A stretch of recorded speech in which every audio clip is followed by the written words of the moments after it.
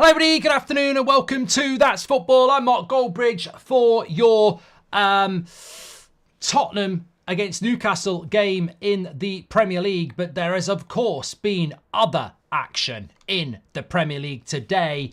Oh, so close to wearing a full kit Luton. Wanker. If you know, you know. They were 1-0 up at half-time. I tweeted it out. I said if they beat Man City, I will wear a full Luton kit on every stream between Christmas and New Year. It was that close. They lost 2-1 to Manchester City. And I've got to say to Luton's credit, they have not been humiliated by Liverpool, Arsenal or Manchester City at their ground. And maybe, just maybe, there is some way back for them if they can keep that home form up, because they only lost one by one goal. And AZ says Luton did well, to be fair. I thought the Grealish goal was crap defending.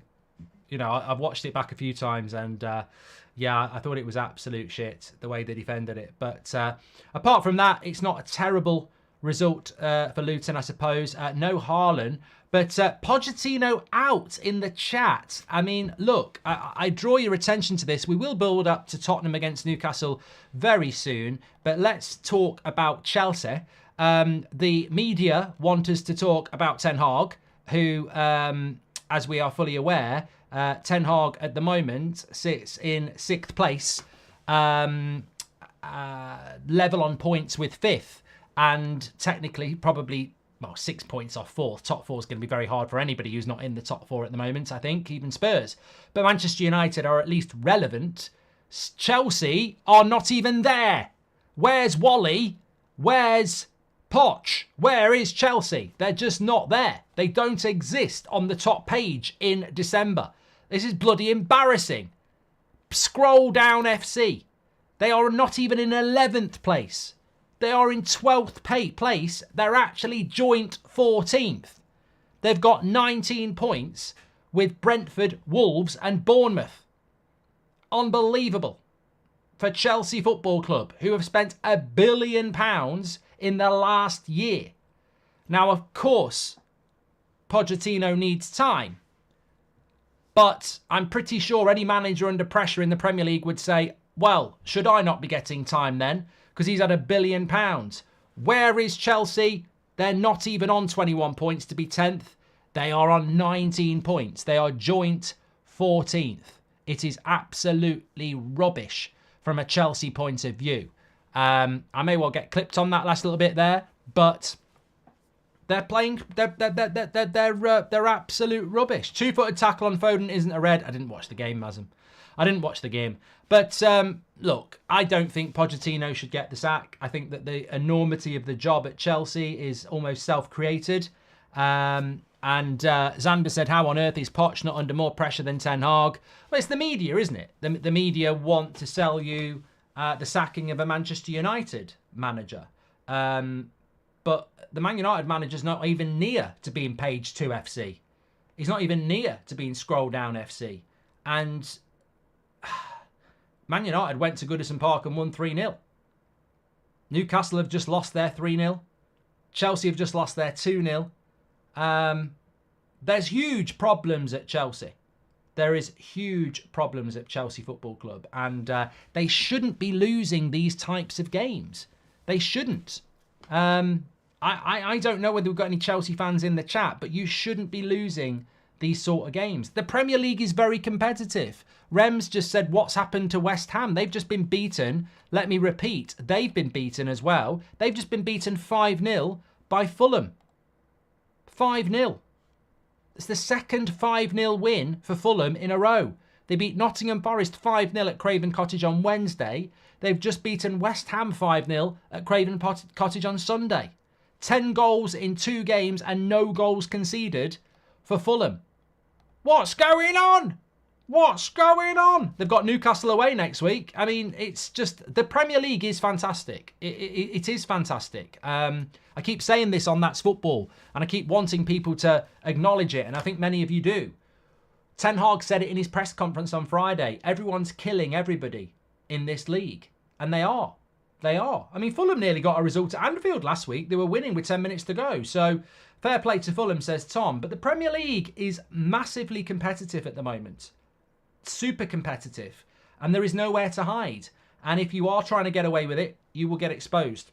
You will get exposed, whether you're Arsenal, Manchester City, Manchester United, Chelsea, anybody, you will get exposed at the moment. I think unless you're playing Sheffield United, Luton or Burnley, even Burnley got a point at Brighton yesterday. It's a massively competitive league, and I think that you've got to give credit to those teams that are pulling in the results. I mean, I'm very excited about Tottenham, Newcastle, but what next for Chelsea is the question. Well, what's next for Chelsea is another game of football at home to Sheffield United next Saturday, which I don't think anybody would say with any strong conviction they will win. They are still in the Carabao Cup. They've got a quarter-final coming up the week after against Newcastle. They need to win that. Then they've got Wolves away on Christmas Eve. I mean, that's a bastard as well, isn't it? Their next two Premier League games, Sheffield United at home and Wolves away, and it's on Christmas Eve as well. I mean, no one wants to be playing that game. So, look, Chelsea need a bit of, they desperately need a few wins. I mean, looking at their next four games, they might get them. Sheffield United, Wolves, Crystal Palace, Luton, Fulham, before they play Liverpool. But, yeah, I mean, I personally would not be saying sack Pochettino. I wouldn't do that. But you've got to say that you know, you can't have a media witch hunt for one manager and then leave another one completely alone. Anana is the new Veghorst. Should have got Pickford, says Colin. I think Pickford's shit. And big win for Everton, though, says Arctic. Yeah, well, I think it's laughable. I think it's absolutely laughable what Everton have done. 10-point deduction puts them into the bottom three. 3 games later, they're 4 points clear from relegation. It's, you know, I did say this about Everton. If you know, I'd almost go like this to the Premier League. Give us another 10. Give us another 10. I reckon Everton could stay up with a 20-point deduction. Seriously. You took another 10 points off them, they'd still only be 6 points from safety. Everton could take a 20-point deduction and stay up. They are 4 points from safety, and they've already had their 10 points off. In fact, Everton, if you gave Everton their 10 points back, they'd be on that page. They'd be in 10th place with 23 points. So Everton's season is not that bad. It's not that bad at all. But look, I mean, you look at the bottom three, it's going to be the most boring relegation battle we've ever seen, because Luton are third from bottom, but they're 4 points from safety. Burnley are 5 points from safety, and so are Sheffield United. And I just think that the likes of Everton, Forest, Crystal Palace, Bournemouth, Wolves, Chelsea, Brentford, Fulham, they're all going to have too much experience to get drawn into that. So big shout out to Everton. Who should be in 10th, says Daniel. Well, I don't know about that, but if you're going to get a points deduction, this was the season to go and do it. Chelsea should swap with Everton, says Joe. Why can't Luton hold a lead? Man City winning is annoying, says Life. Well, look, I didn't watch the game. I saw the winner for Man City, and I thought it was bad defending by Luton. But I've got to say, Luton getting a 2-1 loss to Man City, I think, is a fantastic result. I know they still lost. I'm a Chelsea fan and we're a joke. What scares me as well is that these bunch of kids in our team have got 8-year contracts. Our owners have got no clue. It's interesting, I think. I think the ownership model at Chelsea is really interesting, because there's no doubting that the hearts are in the right place, but the brains aren't. You contrast that with Man United and the Glazers. They're just all about the money and they don't care about the club. I think Chelsea's owners do want to be successful. They just haven't got a bloody clue. I've got a clue how to do it. I mean, I look at that Chelsea side today, and I'm bored of saying it, and I don't even support Chelsea. How do you spend £1 billion and then not buy a fucking striker? I mean, it's just crazy to me. Absolutely crazy. That Jackson's shit, by the way. He's shit. He's not going to come good. He wasn't even on the bench. He didn't even start today. Sanchez, James, Disasi, Badashil, Cucurella, Fernandez, Casido, Gallagher, Palmer, Mudryk and Brojo. That should be winning a game of football. Thiago Silva was benched. Jackson was benched. Sterling was benched. I mean, I know they've got Nkunku to come back. I know they've got a couple of other players to come back. But I just think Chelsea've got too many players and not enough players to... Chelsea remind me of having, you know, all the ingredients for a Christmas dinner, but no roast potatoes. You got the turkey, you got the nut roast, you got the ham, you got the stuffing, you got the Brussels, you got the carrots, you got the gravy, you got the cranberry sauce, you got the crackers, you got the wine, you got the J2O, you got the Christmas music on. But somebody's not done the roast potatoes, and that will never make a meal. That will never be a Christmas dinner. You present that to me, 2 weeks tomorrow, and I will say, I'm not eating that shit. And the cook may cry, and the family may fall out, but I will say, I am not eating that shit.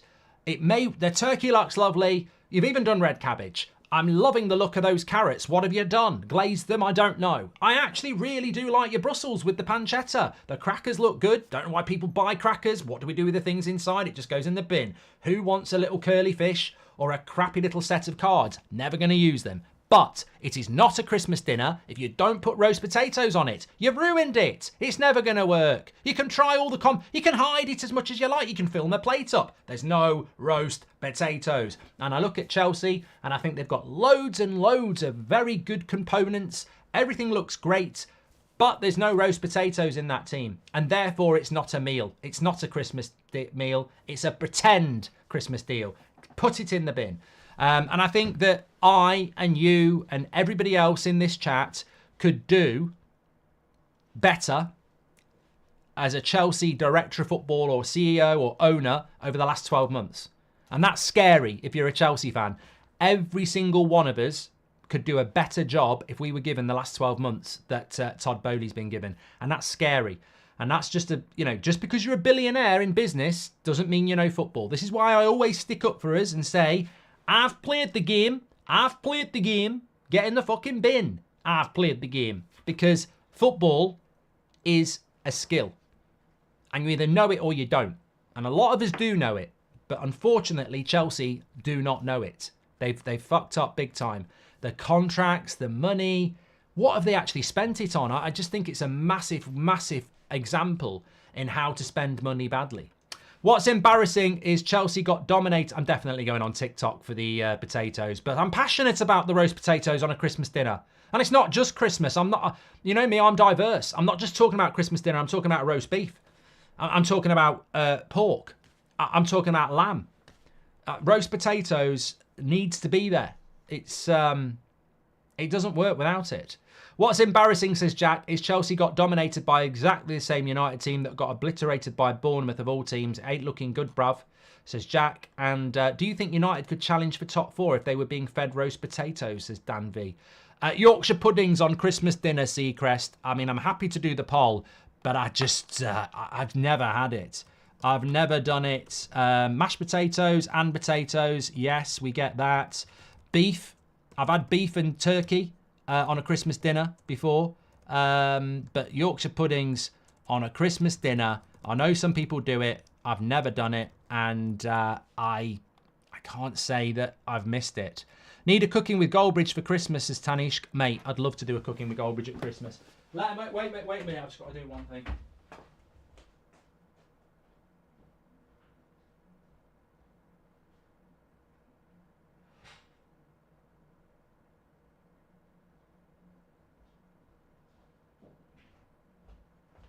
We can definitely do building a fire with Goldbridge. Bloody good at that. Just got one going. Just had to go and double check. It's fine. Will the live show tomorrow be on the members page from the United Stand, Matt? Yeah, that's the plan. I can't wait. I'm really excited tomorrow. United Stand Christmas show. Absolutely can't wait. I think it's sold out, but if you want to try and get one last minute, type in United Stand. Not So Silent Night onto Google. You might get a ticket. There was about 10 stragglers yesterday that had come back, but I'm just going to check and see if there is one actually. Yeah, really excited about it. United Stand Christmas show. But we're going to go through the teams as well. Let's get you the teams on the screens, and let's have a look at Spurs. We've had a chat about Chelsea there. Fulham. Big shout out to Fulham. Well done to Fulham. They did great. Oh, I can still buy 2. Can I buy 6? Can I buy 5? Oh, I tell you what, I think there's still about 10 tickets left. Let me see. Can I get 7? No. You can't get 7. I think there's 5 tickets left. Literally. I'm going to whack it in the live chat. You never know. Someone might want to get them. Tomorrow night. I say United Stand Christmas show.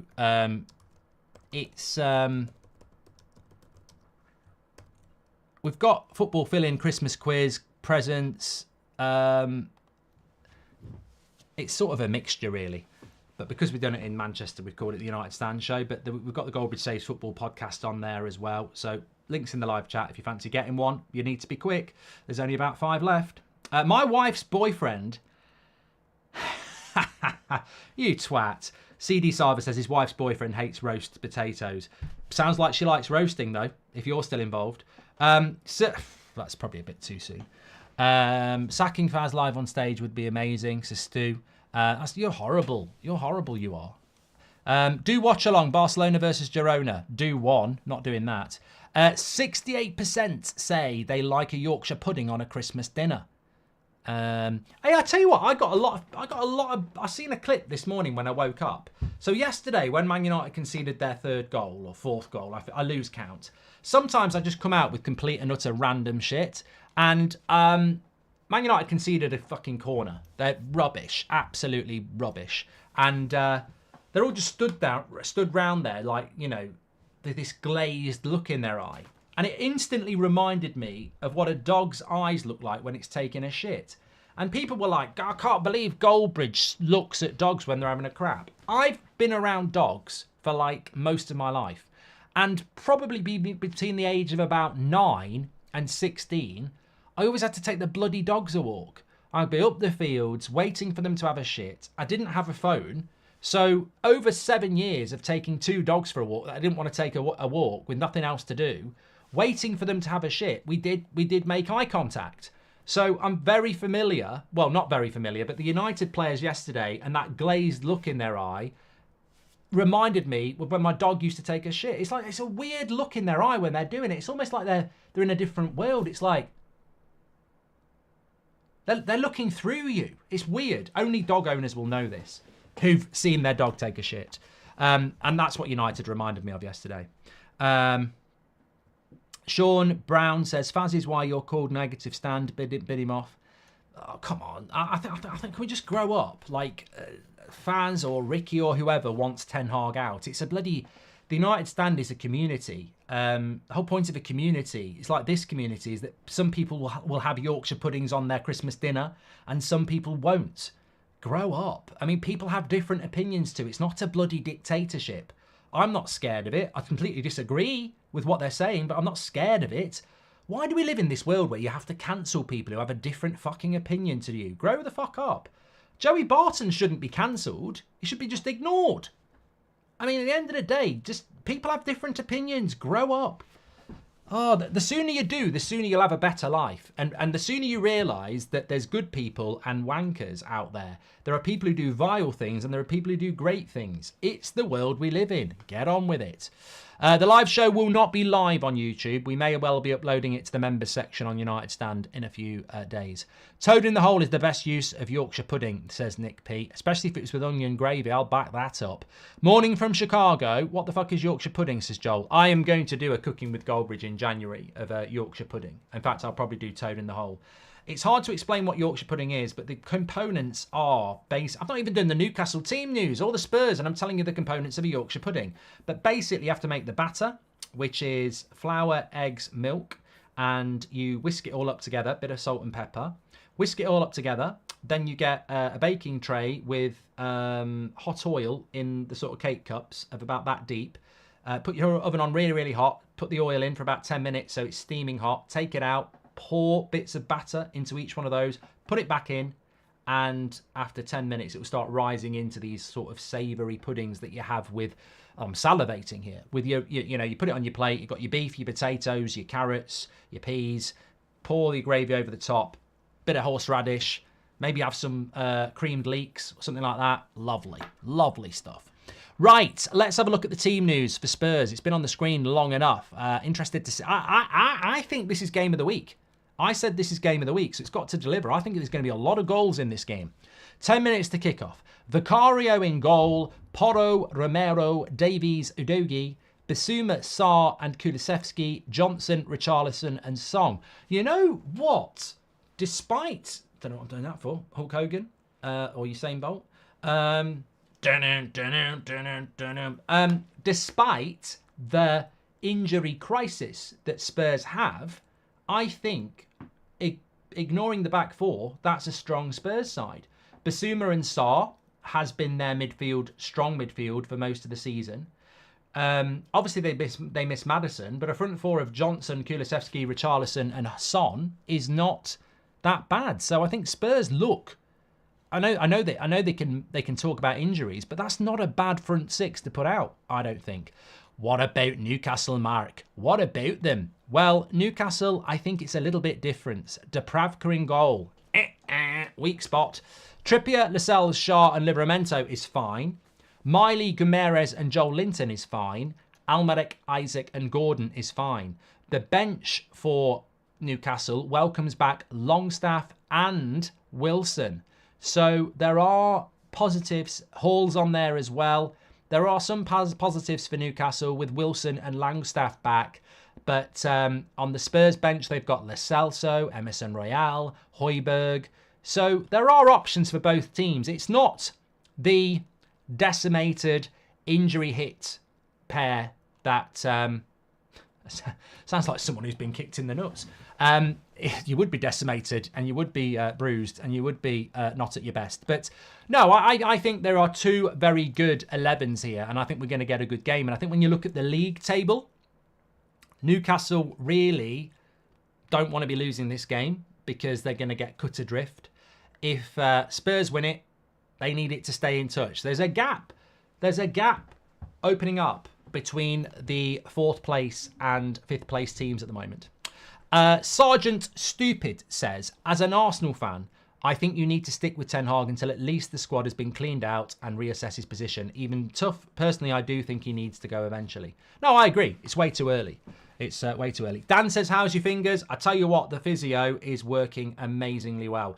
Last week, I could only get my fingers to about there. I don't know what's wrong with the little finger, but it's mainly these two that are hurt. And like when I was bending, I couldn't get any more bend than that. So you can see a clear gap. But now I can actually get all of them down onto the skin, which is great. This one's absolutely fine.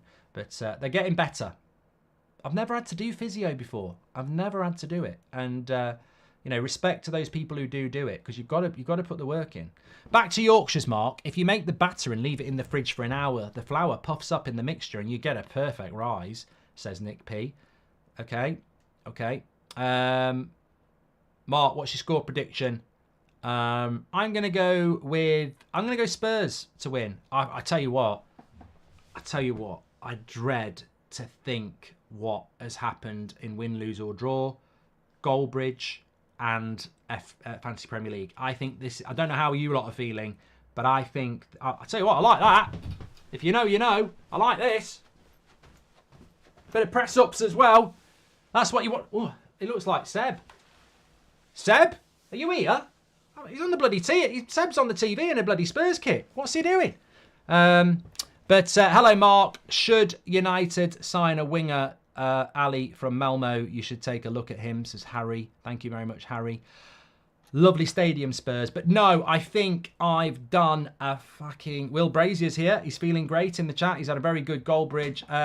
Goldbridge is on the podcast on a Friday. We have to pick scorers from the week. I mean... I don't even need to refer back. Look, it's the Christmas show tomorrow. I'm just going to get wankered. Absolute shite. I don't even know where I've put my nails. Yeah. So I had Højlund to score. No. Isaac isn't even playing, is he? I think Isaac is playing. I had Pedro yesterday. No. I had Nunez. No. Alvarez. No. Trent. No. Clean sheet for Edison. No. So I did absolute shite in that. Win, lose or draw, I haven't even had a look at. And FPL, well, I triple captained Haaland this week, says Style. I had him as captain. Where do you see the top 4 at Christmas, says Charlie? Good question. Thanks for your super chat. I would go with Liverpool top at Christmas, as I predicted on the podcast. Who'll be top at Christmas, that is all. Who'll be top at Christmas, that is all. Who'll be top at Christmas, that is all. Who'll be top at Christmas, that is all. I put Liverpool top. I think they'll beat Arsenal at Anfield. Although that will probably be the decider. I think Arsenal will be second and Man City will stay in 4th because they've only got one more game. Man City have only got one more game before Christmas. Everyone else has got 2.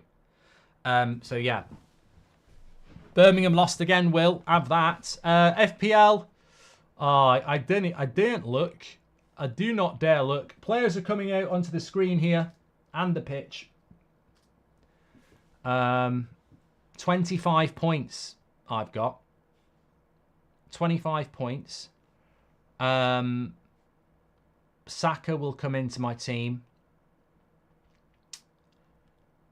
Oh, it's just disaster. Absolute disaster. Areola was my goalkeeper. Didn't even play. Kelleher didn't even play. Colwell, Saliba, Maguire, Hwang Hee-chan, Garnacho, Watkins, Ferguson, Haaland, Saka. I've got Salah as my vice captain, so that'll be another 13 points. So I'm going to get about 40 points and then Son. So I'm on with my bench. I'm on 40 points with Son to come, which I suppose that's not too bad actually. I suppose that's not too bad. I've rescued something. Mark, you should do a Christmas single, Lad Baby in the Mud. I'd love to do it. I would love to do it. But anyway, let's get back to this. There we go. Whoa! Lovely stuff. I want to see goals. I don't want to see a clean sheet. So Yorkshire pudding, 68% of you have it on a Christmas dinner. I can't speak. See you tomorrow. Can't wait, says Heart of United. Yep, if you want to get a late ticket, we've got about 5 left. Links in the live chat tomorrow in Manchester. It'd be lovely to see you there. Which watch-alongs are you doing this week, says N. Well, I'm doing Man United Bayern Munich on Tuesday night. And on Wednesday night, I'm doing Newcastle against AC Milan. On Thursday night, I won't be doing any of that shite, that's for sure. I'd rather wipe someone else. I'd rather wipe Boris Johnson's arse than watch Liverpool in the Europa League. Friday night, I might do Spurs against Nottingham Forest. I'll see how I feel. Saturday, no interest in that at all. And Sunday, it's Manchester United against Liverpool. And I think there's a good game going on at 2 o'clock next Sunday, I think. I don't know, is the honest answer. I'm going to go with the Spurs win here. So Friday night, yeah, Forest play Everton. Spurs, might watch that. Saturday, the games are shite. No 12:30 game. Burnley Everton at 5:30. Bournemouth Luton. Chelsea Sheffield United. Man City Palace and Newcastle Fulham. Fuck off. Sunday, I'll probably do Arsenal Brighton at 2 and then go straight on to Man United Liverpool at 4:30. So I'll probably do a double down there. This is a good accent, and I don't know what it is, but I'm bloody enjoying it, and that's all that matters. Sean Connery is dead. Long live Sean Connery. Uncanny. I thought he was more Northern Irish there, as. I do this one all the time, and Seb hates this. He goes mad when I do it. I go, Sebby, you want some Ribena? Sebby? I think it's meant to be like a Teletubby or something, but he hates it. Right, let's go. Thanks everyone for tuning in. We're ready to go here. Kulusevski's wearing a mask. The Phantom of the Opera. I'm going to go with a Newcastle loss. I'm going to go with a Spurs win. But I don't think either team is actually that decimated by injury. I think it's a myth. I think they're both good. I haven't had a Ribena in ages, Johnny. Good Ribena. Who remembers strawberry Ribena? I'd probably throw up drinking that like now. I used to drink it when I was a teenager. You can deal with... It's like Milky Bars. White chocolate is fucking horrible. But as a kid and as a teenager, I loved it. Remember Caramacs? They've just discontinued Caramacs. Oh, I used to love a Caramac. Caramacs were lovely. They've just binned them off. Discontinued. If you've bought yourself a load of Caramacs, you've cornered the market. Spurs starting off with the ball. Terrible play there. And Spurs will win it back. Keegan says it will be a draw. I hope it lives up to what I said. I said it in the podcast on Friday, didn't I? It will be game of the week. Game of the week. Game of the week. Hey, we could do that as a jingle as well. I hate it. I hate Adam's Family though. Game of the week. Game of the week. Game of the week. Game of the week. Game of the week.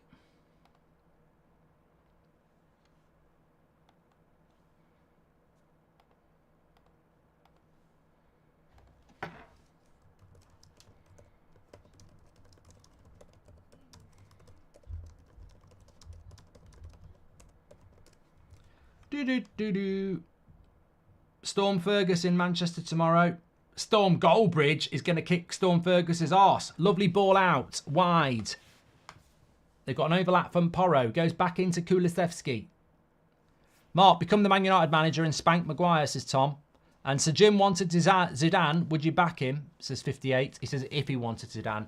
Zidane won't want Man United. Zidane won't want to come to United.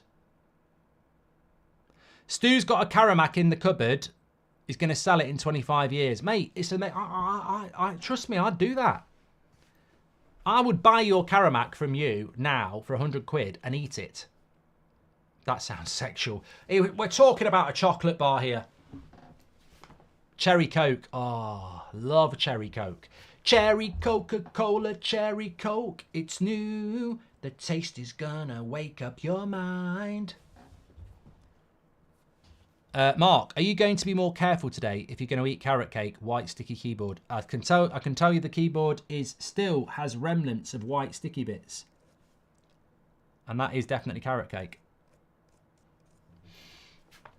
Mango Pepsi. Keep them coming, David.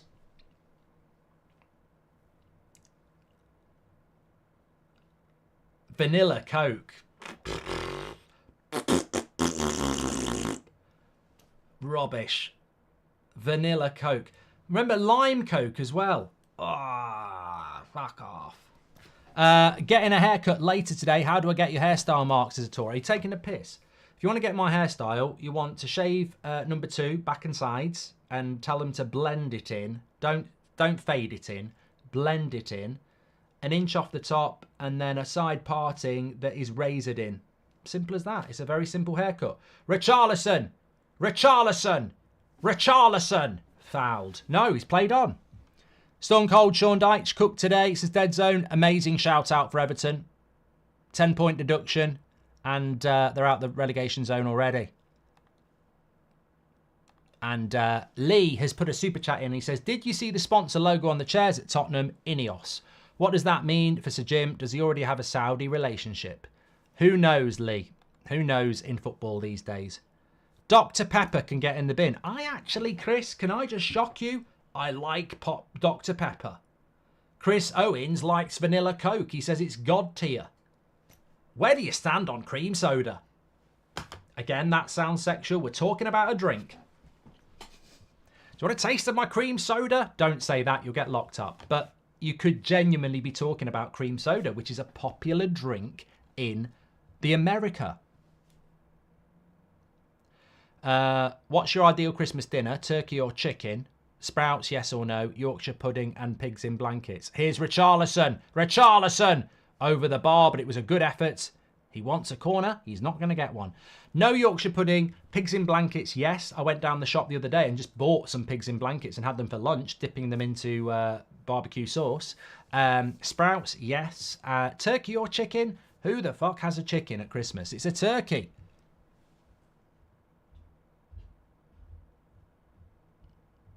Dandelion and burdock. I've not had it for years, D. Dr. Pepper, strawberries and creams, is Ryan. I think you're an American. I think in America you get all sorts of stuff. They did get a corner, Spurs. Headed away. Back post. Kulusevski. They need to be careful. And they do clear it, Newcastle. They're under a bit of pressure here. Tizer. Who remembers Tizer, says Lee. I used to like Tizer. Cross comes in. Headed away. Newcastle clear. Pigs in blankets is small little sausages wrapped up in bacon. Very good. They still do iron brew. It's a Scottish drink.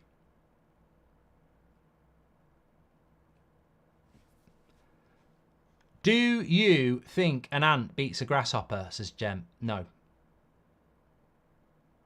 Not on its own. Lemon Fanta. I used to like Fruit Crush Fanta, but I don't know whether they do it anymore. And Lilt's got a new name, hasn't it? Didn't they change the name of Lilt? How about root beer? It's everywhere in the US, and I think it tastes like TCP. I don't like root beer, I don't like it. Who would win in an all-out brawl between you and Deitch, says John. You'd be surprised. A lot of people had picked Deitch, but... Oh, I tell you what, I thought Newcastle were going to score there. Bruno Guimaraes. Let's have a look how close this was. Newcastle on the break. Joel Linton cuts it back to the edge of the box. Bruno Guimaraes, he's not far off. Iron Brew. The advert used to be Iron Brew, made in Scotland from girders. Now, girders to me is metal. Was that true? Is there metal in Iron Brew? What's that all about? Vimto, Fizzy Vimto's good. Still Vimto's good. Top Deck Shandy Bass.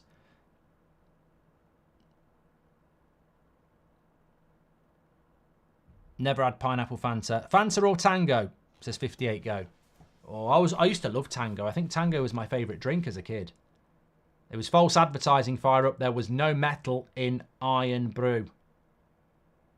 Orange Pepsi, says Jack. Disgusting. You know what? You do wonder about what some of these prats do at these big companies. Oh, everybody loves Pepsi, but I've got a great idea. I've got an absolutely brilliant idea. Let's do Pepsi with mango. It's a great idea. Let's chuck millions into it. It's sure to be a great idea. Cherry 7-Up was good.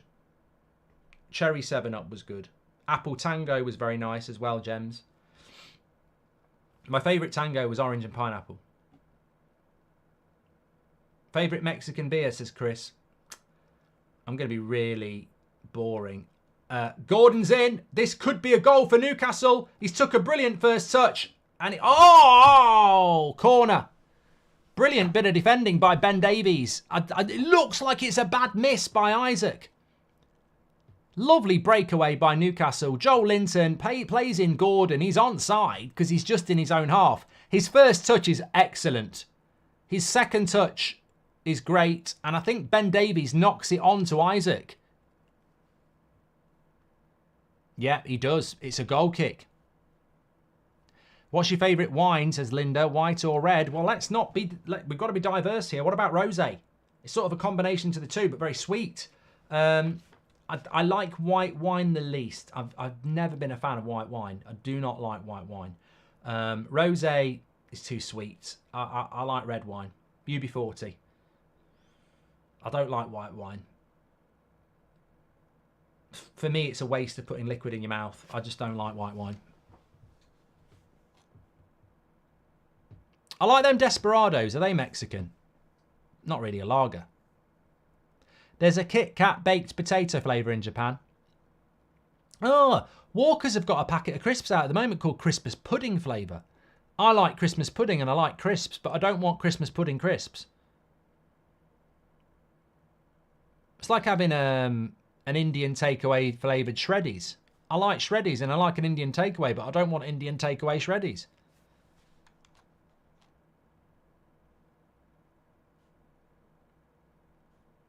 What's your first ever alcoholic drink? It would have been probably a lager and lime. A sip of my Gran's lager and lime. And I probably went, lovely. That's lovely stuff, Gran. I'm off back to play on the swings. I was about 20. Is there a player in the Prem more detestable for shithousery than Richarlison? Says L8. I don't know. I don't really get bothered about that sort of stuff, if I'm being fucking honest with you. I don't give a shit about shithousery. What I care about is results. And also, if someone's being a shithouse, you've got to shut them down.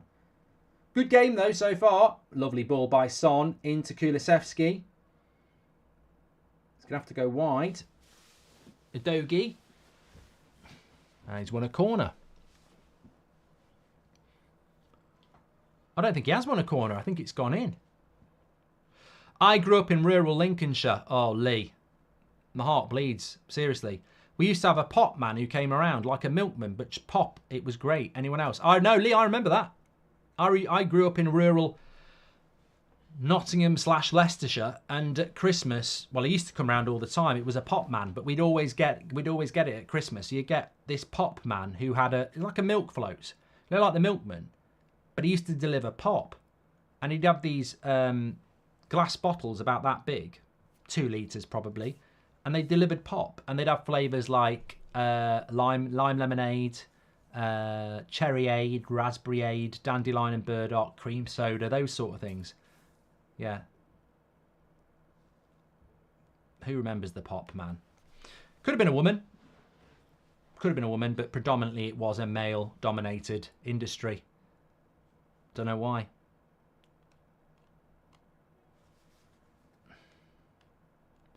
Dr. Pepper candy floss is a thing.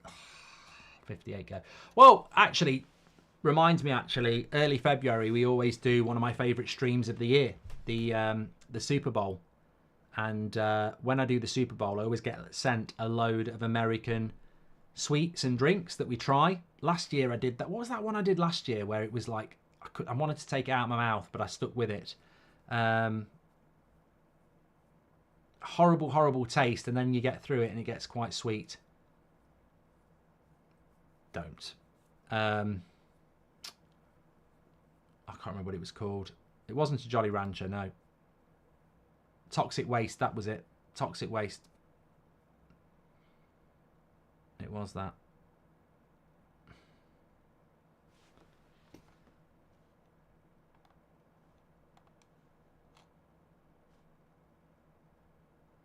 But they normally send me some weird drinks as well from that. I think we had like, I'm sure there was a blue Dr. Pepper actually, come to think of it. Probably still got them. I don't think we drank them all. It was the Corona van milk float that did fizzy drinks, says Stefan.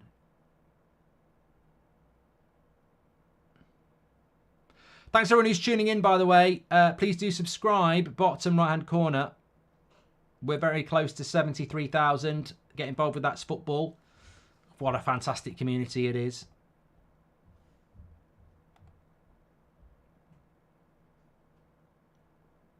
What have I been doing today? I had a lovely dinner. It was chicken and chorizo in a tomatoey sauce with rice. Lovely, really nice. Sometimes put black olives in it. Mark, you've ruined my life. I can't stop saying Rasmus, and I've played the game. No one knows what I'm on about, and I've lost everything, says Donny. Well, I'm glad that I'm influencing you. Let him speak, Simon. That's another one I can ruin your life with. Ice cream in Tizer. Some people have cola with an ice cream float, don't they? Americans. Gems just had a Wimpy for dinner. Do you live in America then, Gems? Because we don't have Wimpy here, do we? We're in London, aren't we? Says Ed. Well, I can't claim that. That's well, I can. I nick them off everybody else, don't I? I can claim that. Warnock said it once. He doesn't do it all the time. I've turned it into a saying. Let him speak, Simon. Jim White did it once. I've turned it into a saying. I've played the game. Sooners said it once. I've turned it into a saying. Son. Son. Son. No. I've got to stop saying the name. Do you remember having Lucozade when you were ill? Yep. 58 go. I don't think it did any good for you at all either.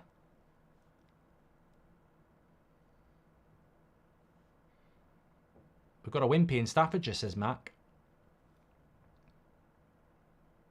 I don't think there's a Wimpy anywhere in Birmingham.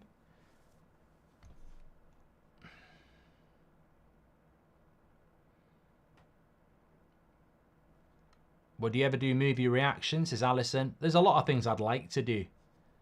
It's about having the time. Coke float is Coke with ice cream, and yes, it does taste good, says Johnny.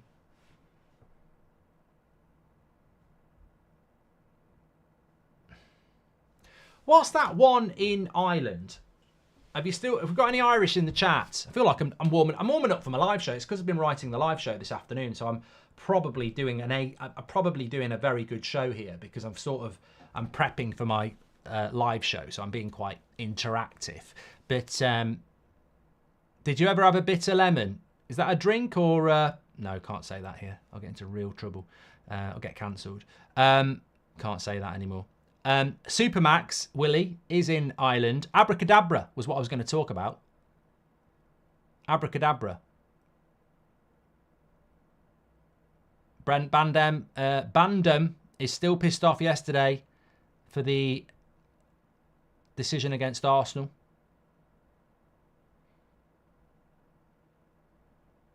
Abracadabra, that was it. Yeah. I don't know whether it's still there. I didn't see one when I was over before. Supermax, yeah. Danny says I had a gold card for Abracadabra. That is Danny from the script messaging me, by the way. I don't know whether I should tell you, but I did because I'm just going to be a bit of a big head. But Abracadabra is. I'm sure they used to do. I might be wrong here, but I'm sure they used to do like a kebab meat baguette or something like that.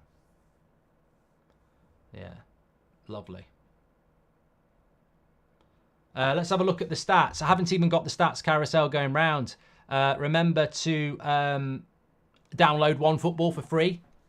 It's on Apple, Android. Get all your latest breaking football news, transfer news, scores. But more importantly, when you want the stats, you can get them on the app. But you can also get the individual stats for players. 74% possession for Spurs. Newcastle definitely playing counter-attacking football, but no shots on target for either side at the moment.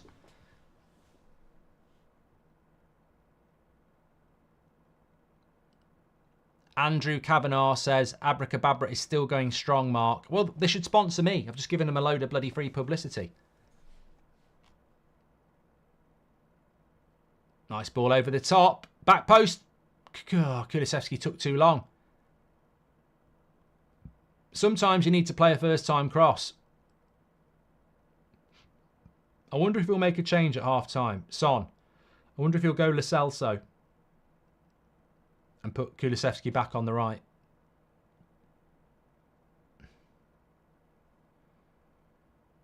Apparently Tottenham did have a shot on target, cleared off the line.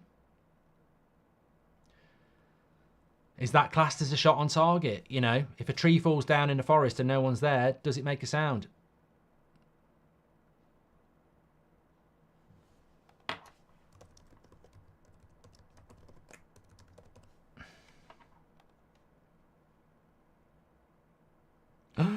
What a cross. Front post. Richarlison misses it.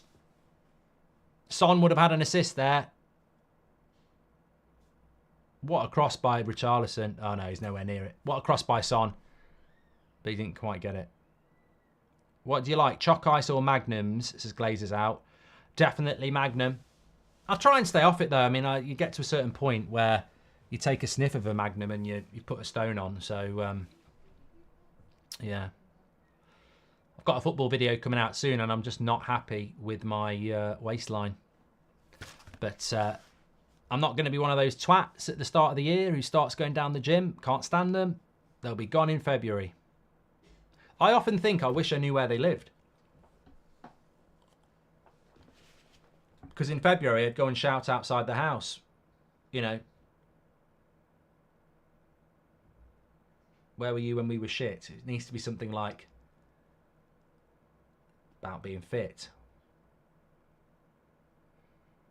I don't know. Do I like Marmite? I'm quite indifferent to it. I don't dislike it. I don't love it. Mark, do you feel United need to clear all the rot that has been there for ages? That would include Luke Shaw, who's been there since Van Gaal days, says Avish. There needs to be a clear out. Laxatives. Tottenham play really good football, says Non. Hi, Mark. Just want to say thanks for doing what you're doing. You always make my weekends better, no matter how mad the day has been, says Jolly. Thanks for tuning in, pal, and thanks for the super chat.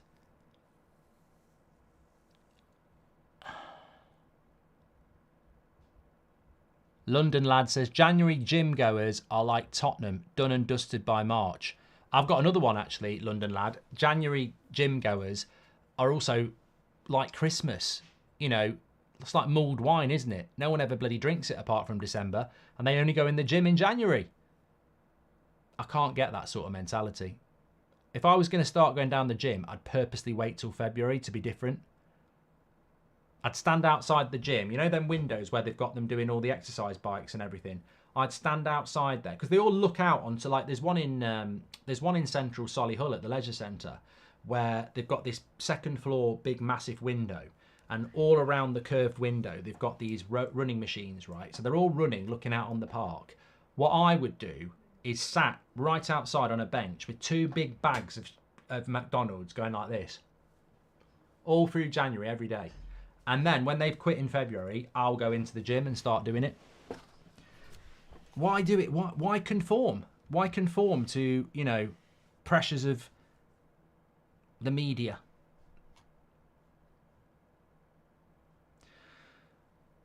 Well, 21 minutes, it's still 0-0. I feel Spurs will win this game, but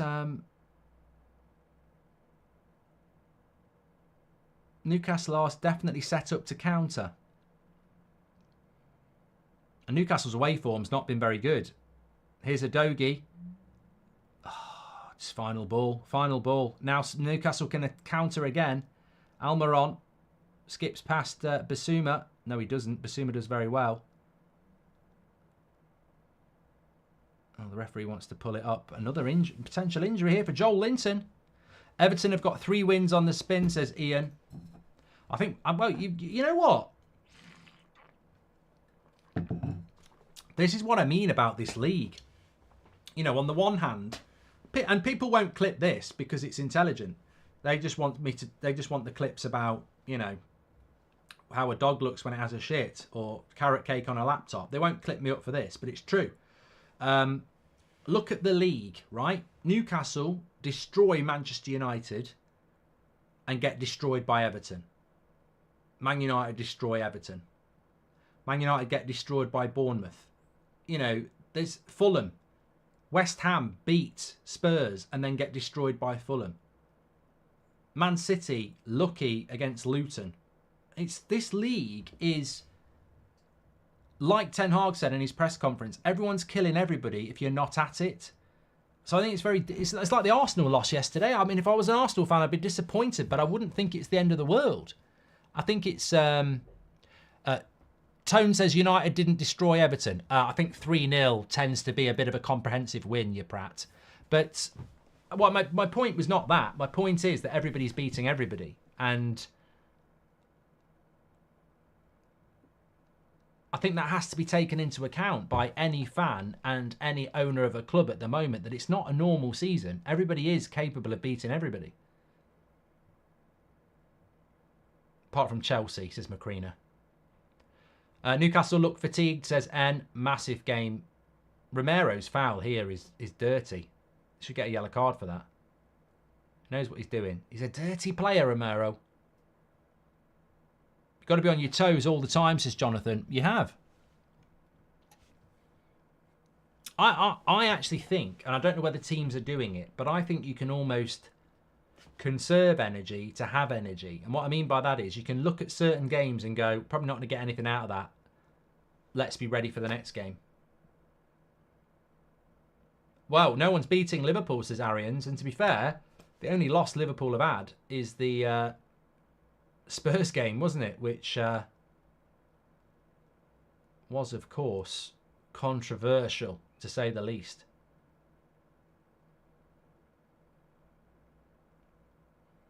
I feel like you wait until January the 1st to start your gym. You've already failed. Why wait for a specific date when you could start straight away, says Jack. Well, I don't know either, because I know a lot of people that eat shit. Not real shit. I know some people who've done that. I mean, that to me should be a prison sentence, but apparently, no, it's not. It's just fucking weird. But, like eat rubbish food and drink alcohol. So why can't you go to the gym in December? Goal. What a bit of play by Son. That's fantastic. It's a Dogie with the goal. It's a lovely bit of play by Son. It's 1-0 to Spurs. I sensed it was coming. And I was right. It's just lovely play down that right-hand side of Newcastle's defence. The left-hand side for Spurs. Great play by Son. Easy tap in for a Dogie. And for some reason, Trippier has just looked a little bit off today. He's not been able to deal with Son. It's a lovely ball out wide. Udogie inverted. Everyone seems to use an inverted fullback at the moment. But look at this by Son. He loves that bit of skill. He loves that bit of skill, Son. Look at the way this is almost his signature move, this. He loves it. That little body swerve. Bang. See you later. Lovely cross. The cross is brilliant as well because it goes past 3 Newcastle players. Could the keeper do a little bit better? Well, he ain't Nick Pope. He ain't Nick Pope. As an Arsenal fan, I was quite happy with Arsenal performance yesterday. I just need to put the ball in the back of the net. Yeah, I agree, Kieran. I agree. A lot of people will have Son and Udogie in their fantasy Premier League, actually. And Fakusek has got it. Now that Spurs have scored, let's just hope the same crap doesn't happen as the last few games, says Jolly. Trippier cost Newcastle both goals in the Everton game, says Telv. Which is surprising because he played very, very well against United. But there's some of these Newcastle. The problem is, if you're not injured for Newcastle, you're playing a lot of football, aren't you?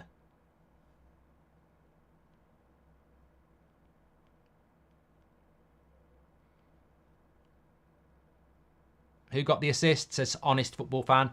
Son. The sun isn't gonna shine anymore.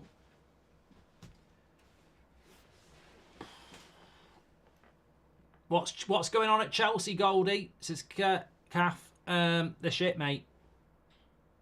Oh, Newcastle. Gordon lays it off. Joel Linton. That goes for a corner. Ooh.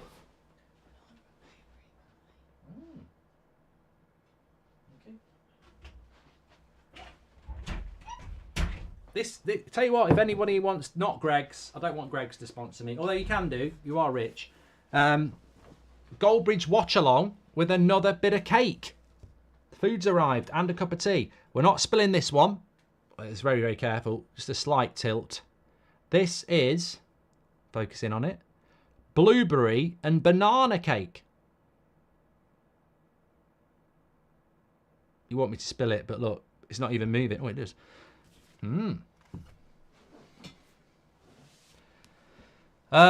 This is I think this just needs to be a good section to the show now. But blueberry and banana cake. Let's have it. Let's give it the taste test. I do like blueberries and I do like banana.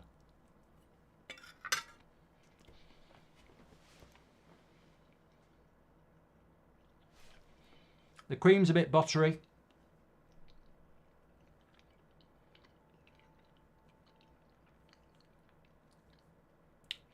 You know what? The cream's a bit buttery on the initial taste hit. But after a few more chews, it actually adds to the texture. Very nice. I like it.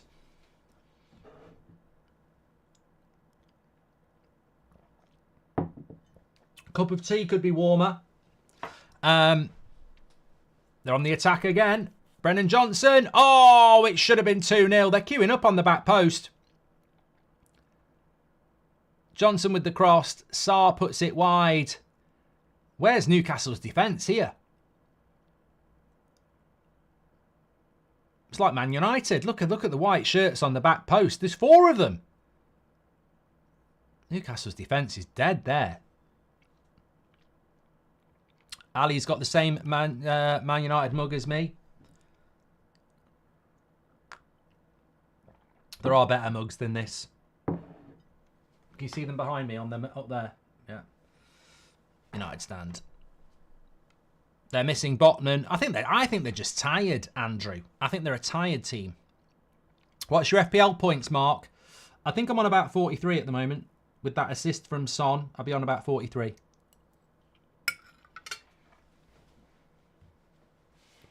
Are they homemade cakes, Mark? I mean, I could do cooking with Goldbridge and start making cakes. I'm very, very good at making... Well, I'm very good at most things, but I'm very good at making cakes. But these are not homemade.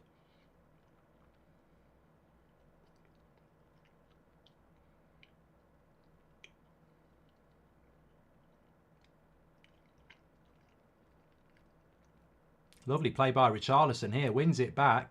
Nice ball in. Son, he's hit it too far. I do sense a second goal here for Spurs. Don't know what you think about at home.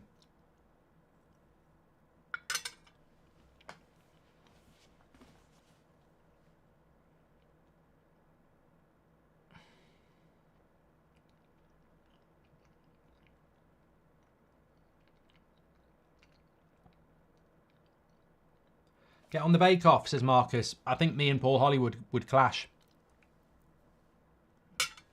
Ego wars. You know, he'd be there giving it all the big one with his surrounded by flour. It wouldn't work.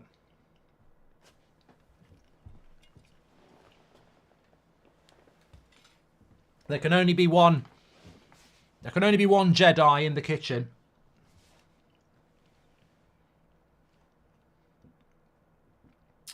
Lovely cake that was. Absolutely lovely. Wash it down. You can't beat washing a cup of tea, washing a cake down with a cup of tea.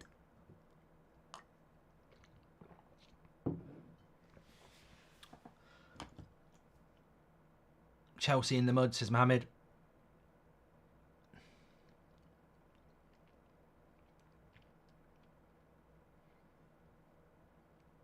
I'll respect that, Hollywood, though. I'll say, oi, Hollywood. You might well be from Liverpool, but I respect the business you've built up and the bake-off.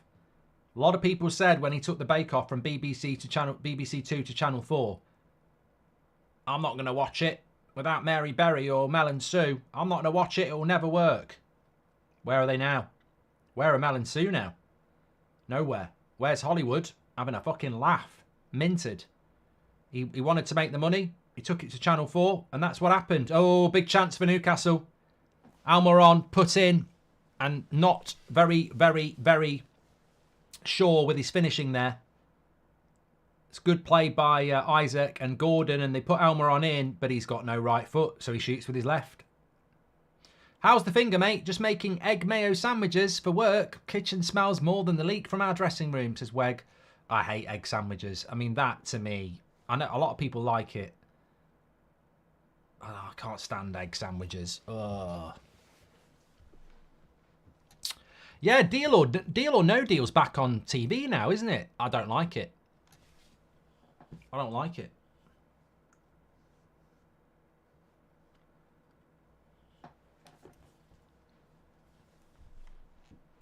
I used to like Deal or No Deal with Noel Edmonds, but I don't like it with Stephen Mulhern. There's just something about Stephen Mulhern that's just... You know, I can't watch Catchphrase as well. I'm not saying it's like Schofield or something. There's something there. I'm not saying that. Nothing. In no way am I saying that it's about his private life. I just don't. I mean, look, I just don't really get him as a presenter. It's just not. I think he must appeal to the, you know, over 50s or something. Which is, to be fair, the target audience is not Deal or No Deal. Is not me. What's the next movie you're going to see from this year? Not like Jaws from the 80s, says Harvard. I want to see that Napoleon.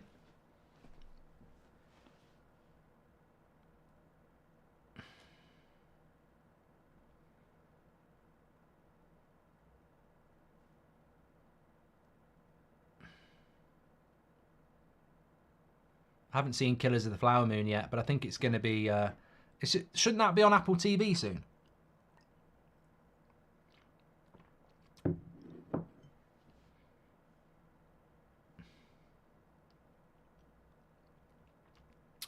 How do you like your eggs in the morning? I like mine with a kiss. Boiled or fried, I'm satisfied as long as I get my kiss. I tell you what, for me, a kiss is not going to make me not happy about a boiled egg. I don't want a boiled egg in the morning. I want poached or fried or scrambled. If you give me a boiled egg in the morning, I'm not going to give you a kiss won't stop me getting angry. I think poached eggs are the best. And they're the most healthy. I love a poached egg with a steak dinner. Steak, chips, onion rings, boiled egg, beans, mushrooms. I haven't had a Saturday night dinner like that for a while. I tell you what, when I was 18 and single, if a lady had made me that on a Saturday night, I don't care what they look like. they'd have been halfway there. They'd have been John Bon Jovi. They'd have been halfway there. Not John Bon Jovi. He wouldn't be. I would never do it with a man. But I'm just saying. They say a way to a man's heart is through his stomach. Well, cook me that, ladies, when I was single. And the job's halfway done. British Bake Off featuring Goldbridge, says Aaron.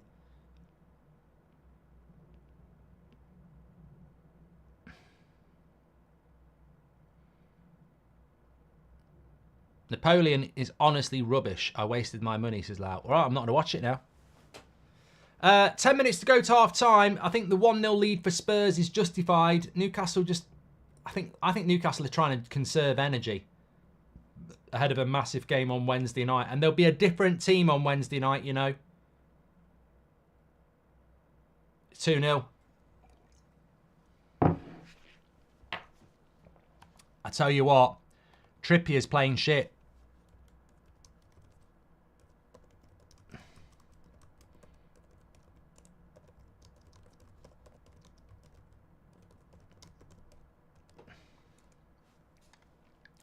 Son has torn Trippier a new one there. The first one is a good skill move. The second one, my gran would deal with this. Rest in peace. First of all, Trippier heads it to Son. And then, watch this. Oh, that's crap defending. That's crap defending by Trippier. Why is he showing him down the touchline as well? Nah, he's got that all wrong. His body shape's completely wrong. I know Son's strong on his right foot, but you don't show him that much space. He's completely lost where he is. He's got to be closer to the touchline there if he wants to show him outside. Trippier needs a rest, says Jamals. Tom says Napoleon was class. There's a bit of a battle going on there. Son's got 2 assists, by the way. Richarlison scores that. Son's different class. Unfortunately, Trippier is different ass today. He really is. I'll tell you what I'm going to watch tonight after the United stand. Porn. No, not really. I wouldn't tell you like if I was. And I wouldn't. After 9 o'clock at night, I don't think I've ever looked. I don't think I've ever looked at it anyway. But what I'm going to watch tonight after the United stand at 9 o'clock is something I always do at Christmas. I'm going to put the fire on. It's already on. Put another log on the fire. And sit down for some family time and watch Gavin and Stacey Christmas special. The thing is, I don't know which one I'm going to watch. The first one or the second one, because they're both pretty good. Oh, Son. Porro shoots. Spurs need to be careful here. Let's not forget. 3-0. 3-0. They got beat the other night by Everton. They could be on the back end of something big here. They really could.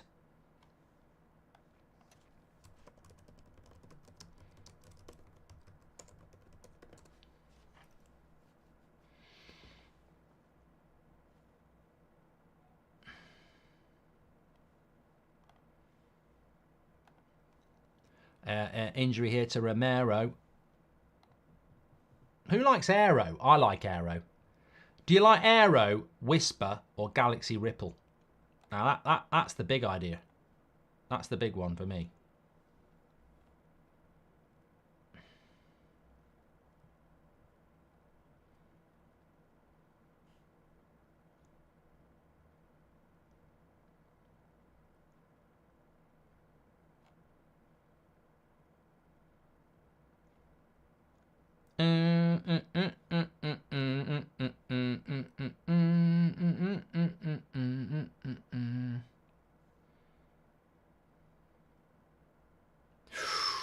Shot there, just wide. Brennan Johnson. I do think that whilst the keeper can't be blamed for either of these shots, I do think that the keeper does derail a situation, a confidence. It's a lovely shot by Brennan Johnson as well. I didn't realise it hit the foot of the post.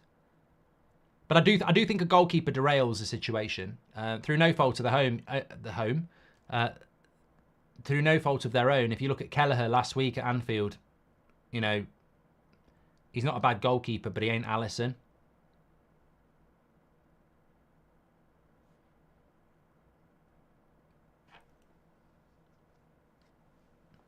Chocolate malted milk biscuits are the best biscuits going, says Smokey. You know what? I almost want to give you a gold Hollywood handshake, but you're wrong, because chocolate hobnobs are better. But they are very good biscuits. Chocolate malted milk, I could probably, if I had a cup of tea, I could eat 10 of them. It's not good. Nice ball over the top to Isaac. And he keeps hold of it. There's a pass here. He's got to go wide. Is there an offside?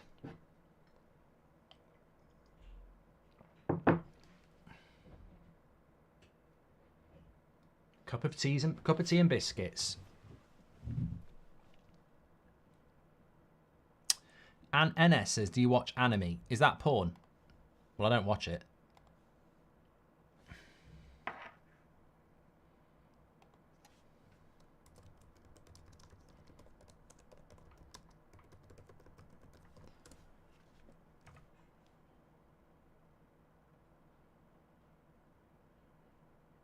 Ethan says, Neville giving Bruno stick for losing the ball, then makes excuses for Trippier's defendings. The British bias is so blatant. You know what? I don't even blame the Redknaps and Carragers and Shearers and Linekers and Nevilles. Because it's obviously pandemic level, isn't it? Like it's not even one of them doing it. Like they all do it. There's just something in them. Son, Kulusevski. Oh, it could have been 3. Goes out for a goal kick.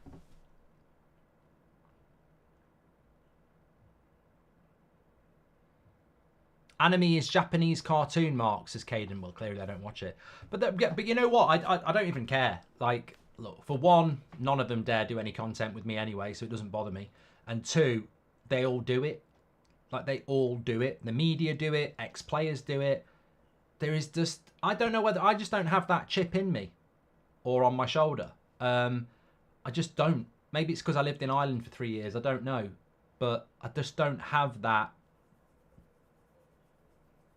bias in me.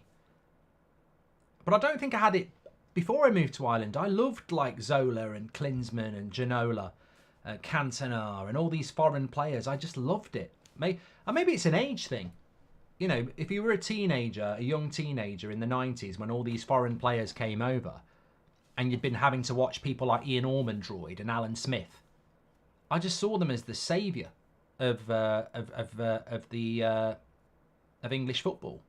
So, but there's a lot of people in the media and there's a lot of ex-players that instantly their default is to protect British players and slag off foreign players, and we see it all the time. I actually feel sorry for them.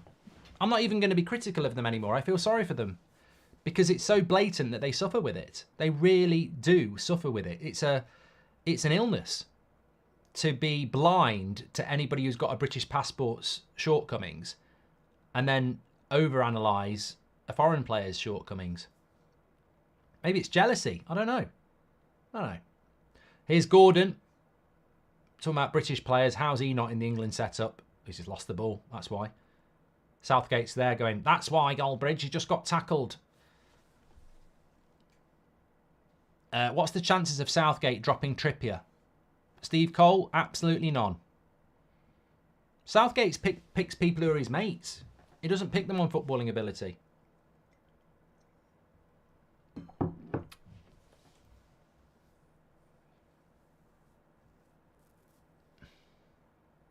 What's on your Christmas list to Santa?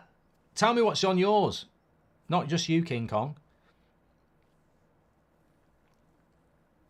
Mr. C says, rest in peace, Alan Smith. I don't think he's dead. I don't think they use him on the telly anymore, though, do they? His career might be gone.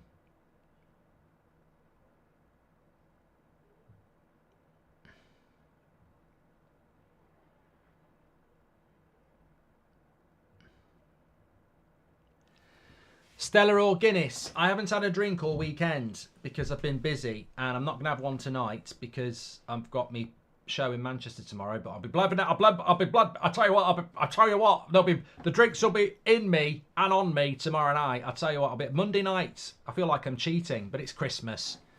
People have Christmas dues on a Sunday night. Anyway, the question was Guinness or Stella. Probably Guinness. You know, I do like a Guinness. I'm going to do the Christmas show in Dublin next year.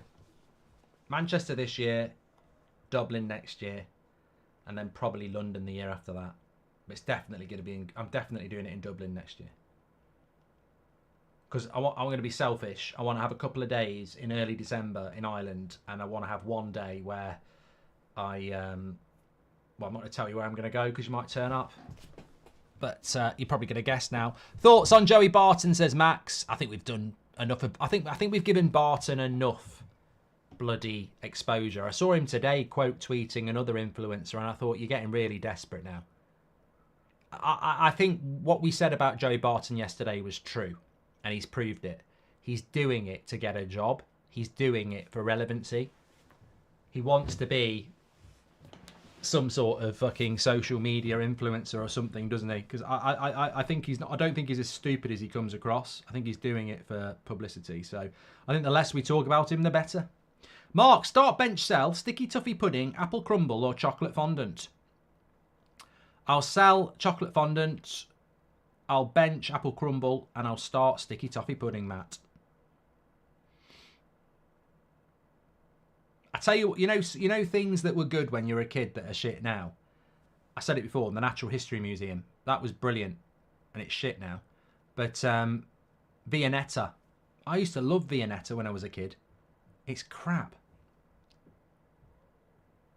I always used to think Viennetta was really big, but it's no bigger than that. It's not very big, that. And yeah, they're not very good Viennettas. Please do subscribe to the channel. It's half time. Kieran says Whisper Gold all day. Oh, you're talking about chocolate bars, aren't you? Half time, 2-0 to Spurs. I've got to say, they deserve it. They deserve to be leading here at half time. And I'm not going to dispute it, because they do deserve to be winning here. 2-0 to Spurs. They've thrown away leads in the past. They threw away a lead on Thursday night. But here, 2-0 up. Things are looking good for them. And I predicted they'd win this one. I hope I did it on win, lose or draw. The trouble is, when I do win, lose or draw, it's at the start of the week. And then as the week goes on, I change my mind. So... but I definitely said Spurs to win before this. Get your comments in. What are your thoughts on that half? Let's go to the One Football sponsored Stats Carousel. And as you can see, it's a dominant performance from Spurs. They've had 65% of the possession, which means Spurs have had 35%, because 65 plus 35 equals 100, and it has to equal 100 when you're doing a percentage. Otherwise, where would the logic be? 11 shots to 4, that can add up to anything because it's literally shots. You could have 50 shots. 11 shots to 4, 5 shots on target to 1, and 3 corners to 2, but 86 pass accuracy to 75. Let's call a spade here.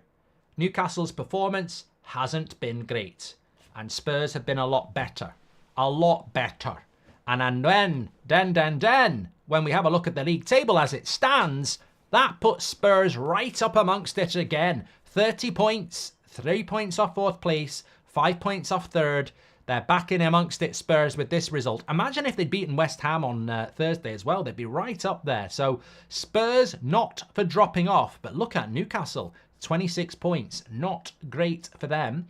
Don't forget you can download the One Football app for free. Links in the description, or you can scan that QR code in the top right-hand corner. Get all your latest breaking football news and transfer news on One Football. And you can get your individual player stats on there as well.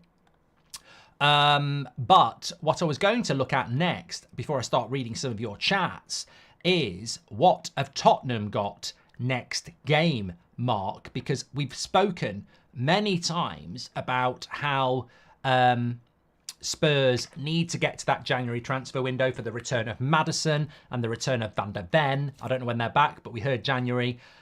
What games have they got before they can get to January? Because they want to stay within touching distance of top four, don't they? That's what they want to do. They've got Forest on Friday night, which I think will be an interesting game. I may well do a watch along for that because I think it will be an interesting game. Then after that, they don't play until the following Saturday. They have a whole week off because they're out the Carabao Cup, aren't they? They then play Everton at home. So Forest and then Everton at home. They're not playing on Boxing Day. They're actually playing on the 28th, where they play Brighton away, which will be a tough game for them. And then on New Year's Eve, they play Bournemouth at home. So Bournemouth, Brighton, I've forgotten, Everton and Forest before New Year. Now, if they can win 3 of those 4 as well as today, I think they'll put themselves in a rather interesting situation. 15,000 tuning in. You're absolute legends. Make sure you subscribe and get involved with That's Football. We're having a great show. I'll tell you what, the Christmas tree's just become part of the furniture, which is exactly what it is. But it's been up a week now, a bit over a week. I'd be sad to take it down, but to be honest, how many more weeks till you take your Christmas tree down? 3 weeks today is the 21st. 3.5 weeks. 3.5, nearly 4 weeks. I take it down on January the 6th. Yeah, so 21 days plus 6. It's just under. It's about 4 weeks, Shay. You're right. 1 week after Christmas. I tell you what, people I can't stand. I can't stand these people. I literally cannot stand them. People who take their Christmas trees down on Boxing Day. Rubbish. To me, that's like foreplay with no end product. You know, it's the 12 days of Christmas. The whole fucking song, 12 Days of Christmas, is because the first day of Christmas is Christmas Day. On the first day of Christmas, my true love gave to me. On the second day of Christmas, I took my Christmas tree down because I'm a prat. You know, you're meant to keep it up for 12 days. But the thing is, these are these prats who put them up on November the 2nd. Oh, Halloween's over, let's get the Christmas tree up. And on Boxing Day, oh, that's it now. No, it's not. It's not. And I don't think they should be allowed to... I think they should be banned from celebrating Christmas next year. I think a company should be set up called the Christmas Police. And if you take your Christmas tree down on Boxing Day, try and put it up the following November. They come round with a warrant, smash your door in, not in a sex way, take your Christmas tree and all your belongings and ban you from any shop that sells them because you're not using Christmas for your own selfish reasons. If you want to put a Christmas tree up, you keep it up until January the 6th because that's the fucking song. The 12 Days of Christmas. How was the computer carrot cake yesterday? It was very nice, Elias. Very nice indeed. Do you think the Christmas tree will outlive Eric Ten Hag, says Enzo? Well, it's made of plastic. I mean, that Christmas tree, if it's looked after well, could probably... I've just realised you mean like when I take it down, January the 6th. Well, I would hope Ten Hag. I'll be disgusted by the club if they get rid of Ten Hag. I really would. I'm not going to lie about it. I think it's wrong. He's only had 18 months. We gave Ollie 2.5 years and he was clearly shit. So, yeah, I think it would be wrong to get rid of Ten Hag. And also, we were talking at the start of the show, Pochettino's going to be given time. Where's Chelsea? Where is Chelsea in this bloody league table? They're not even in the top half of the table. They're 12th. So a little bit of clarity here. Because I tell you what, people will say, well, it's only Potter's first year. If Ten Hag in his first year was in 12th in December, he'd be under huge scrutiny. Absolutely huge. So, you know, let's have a bit of reality. Let's have a bit of reality here.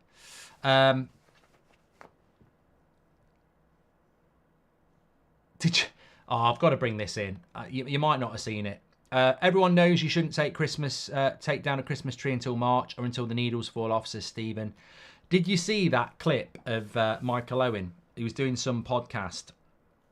And, I mean, he's, you know, say what you like about Michael Owen. He was a good footballer, but I don't think he's ever said a sentence that has made me want to do anything else other than go to sleep. But he's doing an interview and he's talking about his ruthlessness and his bravery. And he's not even, if he was trying to do it funny, he'd win an Oscar. And he sat there going, you know, even when I was a kid, I had the bravery to, you know, I'd be sat watching telly and about 6 meters away would be the bin next to the TV. And even at that age, I had the bravery to take the shot on and try and throw the apple core into the bin. Even though I knew if I missed and it hit the wall and stained the wall, I'd get sent to my room by my mum. But I wanted to do it. I had that bravery to do it. Because if I did do it, I'd get that little nod from my dad. And that's what I wanted. I just thought, what a brat. What a story to tell. What a real hero. Yeah. Tell you what, Michael, this will blow your mind. When I was a kid, I used to get newspaper, roll it into a ball, and then get a rugby sock, wrap it round it, and make a little ball because we couldn't afford a fucking ball. And then I'd play around in the in the living room, and I'd sometimes break my mum's ornaments playing football. The bravery to do that because I wanted to be good at football. Oh. What a prat. Anyway, he's a very brave man. He throws apple cores at bins. And they think the army have it hard. Hi, Mark. Will the Dublin Christmas show next year be at a weekend because I had to get refund this year because work has unfortunately stopped me coming, says Alfie. Wow, you get a new job. I can't put it at the weekend, Alfie, just because you can't make it. Take a day off, use your leave better, or tell your job to do one. Nick P says, I saw that clip of Michael Owen on Accidental Partridge, a Twitter page you sometimes appear on too, says Nick P. The thing is, yeah, but that's genuinely Michael Owen. Didn't he do a picture on Twitter where he was on a run and he saw a dead rabbit and just said, that's really sad? Hay says, Mark Goldbridge grew up rich and wealthy. No, he didn't. People don't really know the truth meaning of Christmas. It's gone. But that's why I don't celebrate it, says Paula. Well, Paula, I know what the real meaning of Christmas is, and I'll give you a little bit of a glimpse. I'm very proud to say that today in the kitchen, I wasn't cooking, but I was. We had the radio on, Magic Christmas, and I don't know, Cliff Richard was on, and I said, you know what, I really feel like doing. I really feel like listening to some classic Christmas carols, and we went, Alexa, play some classic Christmas carols. And guess what came on? In the Bleak Midwinter. Then it was Hark the Herald, The First Noel. I love that. I love all those Christmas songs. And that's Christmas. Proper tradition. Piss Off Wham, although it was for charity, so I take that back.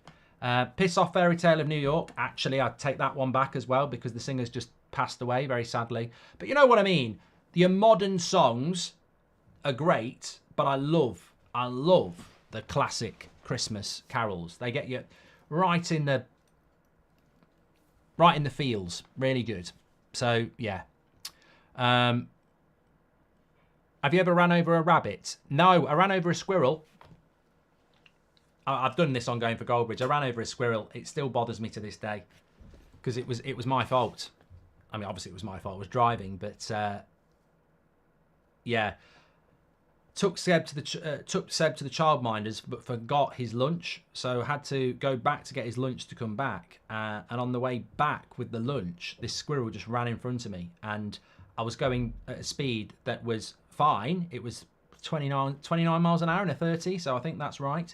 But it wasn't worth going off the road because, one, I might have damaged my wheel because the curbs are quite high there, and two, you know, hit the curb, wheel comes off, you could flip it, all for a squirrel. So split second, I just went little bit like I just thought, look, just hope. And I knew as soon as I heard the thud that it wasn't going to end the way I wanted it to. And got out the car, checked the bonnet, and then went and checked the squirrel. It was instant, absolutely instant. But then a couple of weeks ago, was driving along, squirrel runs out. I thought he's definitely dead. Heard nothing, looked out the wing mirror, it's running off. Went like that at me. I think it was a relative. Start, bench, sell, Aubameyang, Diego Costa or Marco Reus, says Gamerboy. Aubameyang, Diego Costa or Marco Reus. I would sell... We're talking prime here. Oh, it's tough. They're all... Gamer Boy, I think that's really boring. I think they're all quite boring players. Sell Reus, bench Costa, start Aubameyang. If we're talking prime... Hi Mark, love the content. It's so tough being a Man United fan, depressing. Have you tried any Indian dishes? If so, which one do you like the most? Harish, thank you very much. I do like an Indian takeaway, and I do like a butter chicken. Yeah. A lot of people not happy about the squirrel story, mate. There's hundreds of them getting run over every day. Look, speak to the government. It's not the driver's fault. Like, they don't know the rules of the road. They're just running out in front of cars, and it's not their fault either. But what's the answer? Tragic. If I don't know if you remember me, my boyfriend broke up with me, says Saley. I don't. And Mark, if Michael Owen was an animal, what would he be? I feel penguin vibes, says Matt.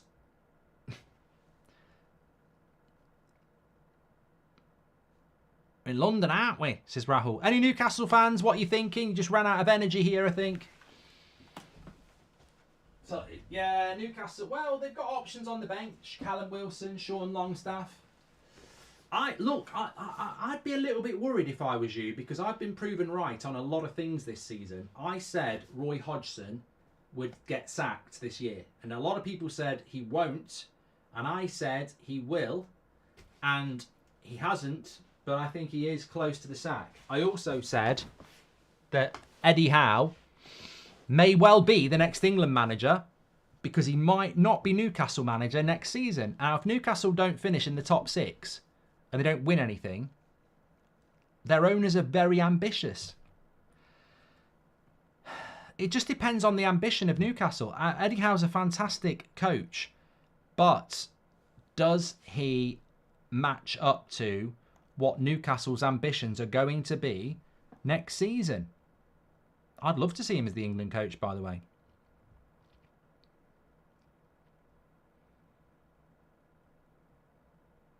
There we go, starting the game.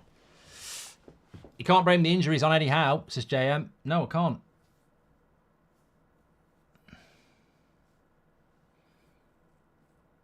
Will they finish above Man United? I don't think it massively matters to Newcastle or United. Look at the league table. I don't think either of them are going to be in the top 4 this year. What Newcastle need to do here is not get beat, not get blasted. I'm just having a look at the situation for Newcastle in the Champions League on Wednesday. And they've got to play AC Milan. I think a win, if they beat AC Milan, which I think they can, I think that puts them on 8 points, which puts them ahead of PSG. But Dortmund play PSG. And yeah, it's going to be very interesting. That I'd fancy Newcastle to beat AC Milan, but they'll have to keep a strong eye on the Dortmund game.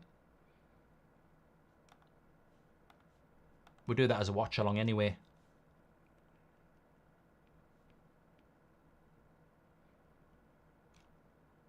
Boring. How about this one? Henry, Mbappe, or Man United Ronaldo, says Gamer Boy. He's taken up the challenge.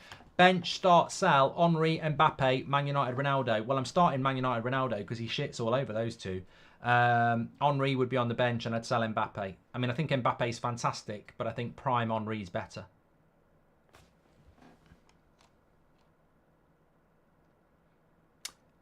Liam says, do you think that Aston Villa can pull a Leicester this year? I think it's massively disrespectful. I'm not even a Villa fan. Leicester won the league in a league where everyone else was shit. Aston Villa are trying to win the league in a year where Arsenal are better than they were last year, Liverpool are back, and Man City are Man City. So Aston Villa are not going to pull a Leicester. They're going to pull a Villa if they do it.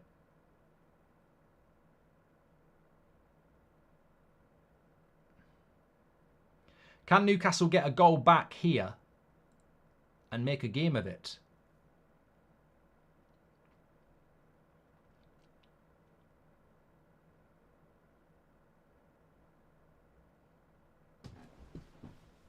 Man of the match so far, Brady. It's got to be Son. 2 assists. Back on the left wing, Son today. Richarlison down the middle.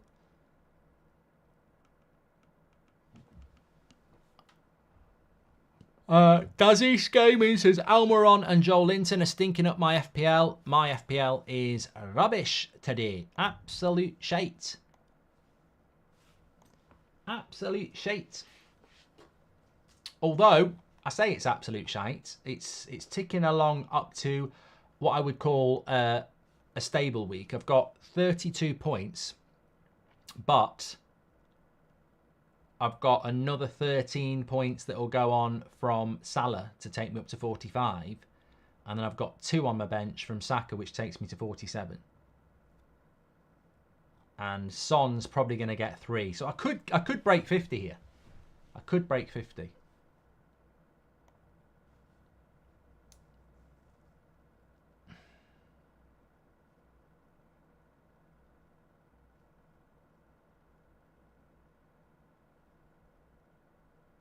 Johnny says, I've heard that Mbappe might go to a Premier League side if he doesn't go to Real Madrid. Look at this by Spurs. They've got a 4v3 here. It's just about the final ball. It's not bad. But Newcastle do win it. Start, bench, sell, says Anios. Piers Morgan, Joey Barton or Gary Neville. Well, I'll start Gary Neville in these circumstances. I'll bench Piers Morgan and I'll sell Joey Barton.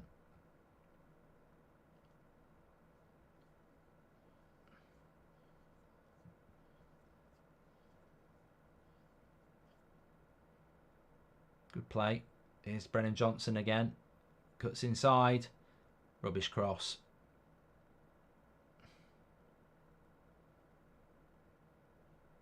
Yeah, I just think Newcastle got to be very careful here. I'm going to say it right now. This game could end up being 5-0. I think Spurs could really whack them if they're not careful, Newcastle.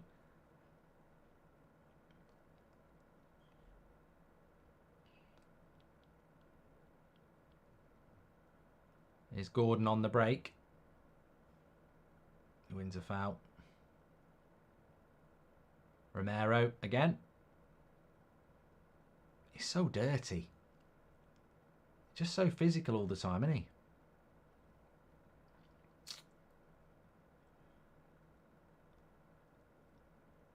Scunzy says, what are your thoughts on United's Champions League hopes this week? They're not great, mate. I was looking at it for the preview tomorrow.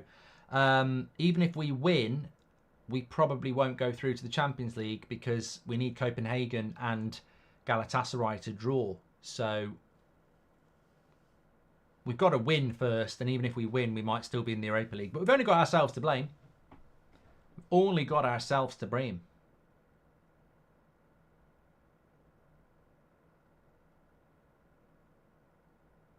Dragon says, what do you think of the inconsistent handballs this season? Inconsistent handballs, inconsistent penalties, inconsistent yellow cards. Yeah, it's not been a very good season.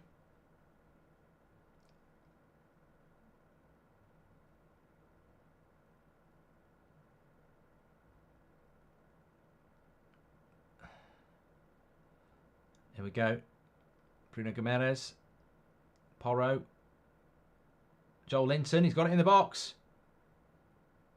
Oh, he's not done well with that, though.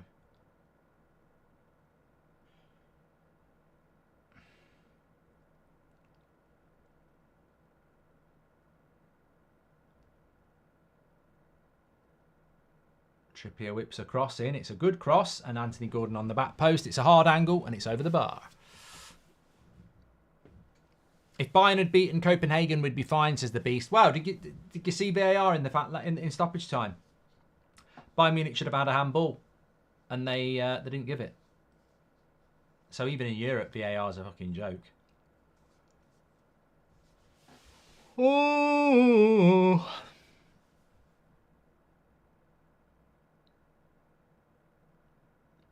Liam O'Keefe says that apparently after the Chelsea game, Pochettino said they need more players. Well, he's not wrong. They definitely need a world-class striker, but you go back to the question, how do you spend £1 billion and not buy a top-class striker? Because you've got irresponsible owners who want to win but don't know what they're doing. Trippier, good. No, not a good cross. So if Newcastle get one back, it makes it for a very interesting second half here.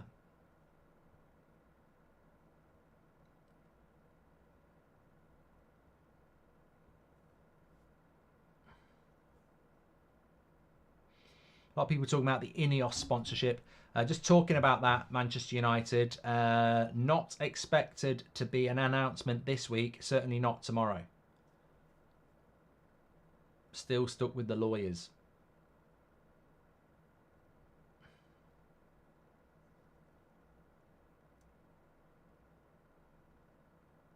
Corner to Newcastle.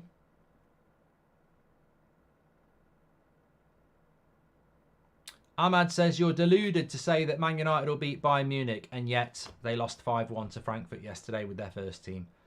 Do your research, Ahmed. Start, bench, sell. Son, Jesus or Nunez? Well, I'm going to start Son. He's the best of the two. And I'd probably sell Jesus and bench Nunez because I do like Nunez. Jack. We've spoken about Arsenal and Nketiah not being good enough. But I think Jesus as well. Jesus yesterday was a bit off. Do you know what Watchalongs you're doing over Christmas yet, John? Well, I think my last one before Christmas is going to be Liverpool-Arsenal on the 23rd. I won't do Wolves-Chelsea on Christmas Eve. And then Boxing Day, it's Man United-Villa at 8 o'clock, which I'll definitely do. I don't know whether I'll do any other game on Boxing Day. I'll let you know closer to the time. But lots to come before then. We've got Carabao Cup next week, which I'm going to do the Chelsea-Newcastle game. I mean, that's another game for Newcastle, isn't it?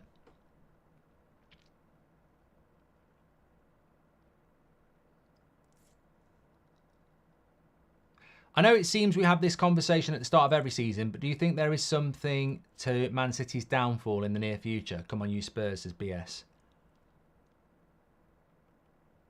I think Man City are just... I think Man City, it's a motivational thing. They won the treble last year, and maybe they're just struggling a little bit, motivational wise. Plus, De Bruyne has missed a lot of games, and also most of the games they've lost is when Rodri's not played as well. So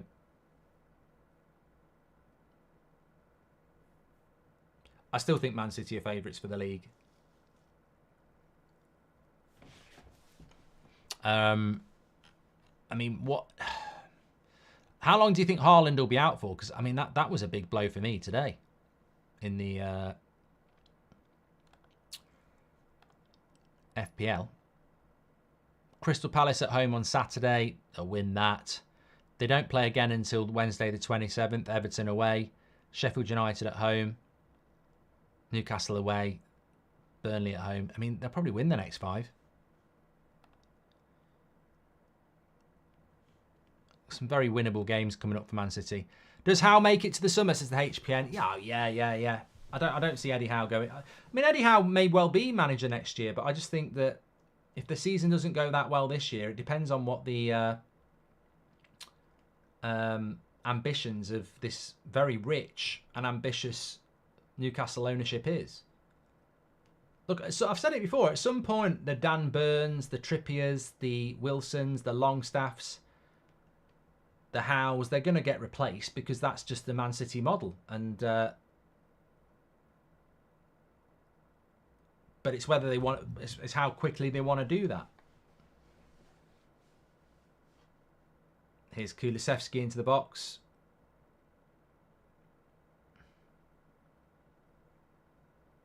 Back to Porro.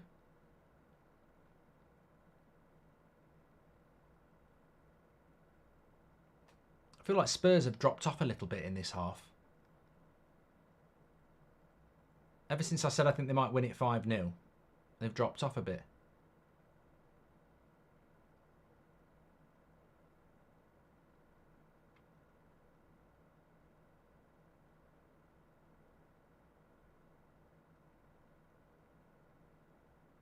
Here's Joel Linton into Bruno Guimaraes.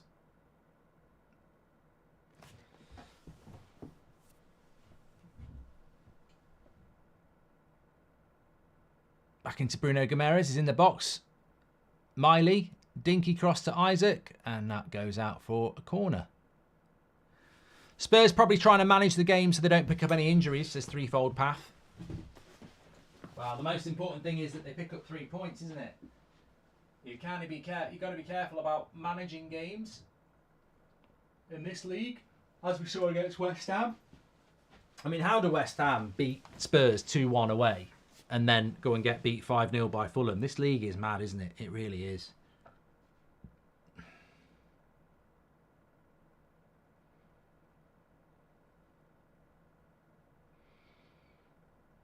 Oh, breakaway for Spurs. Look at the pace of Son. He's pulling his shirt.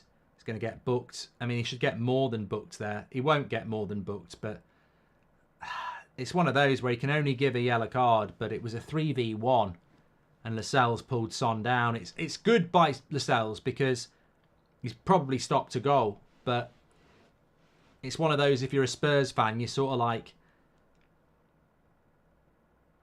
you know, you want more than a yellow because he's probably stopped a goal, but he isn't the last man. But they are going to end up with a shot on goal here. And then it doesn't happen. No, I agree. It's never a red card, Jack. I'm just saying you can understand this frustration from Spurs because it probably does lead to a very good goal-scoring chance. But a referee can't send him off. He's not the last man.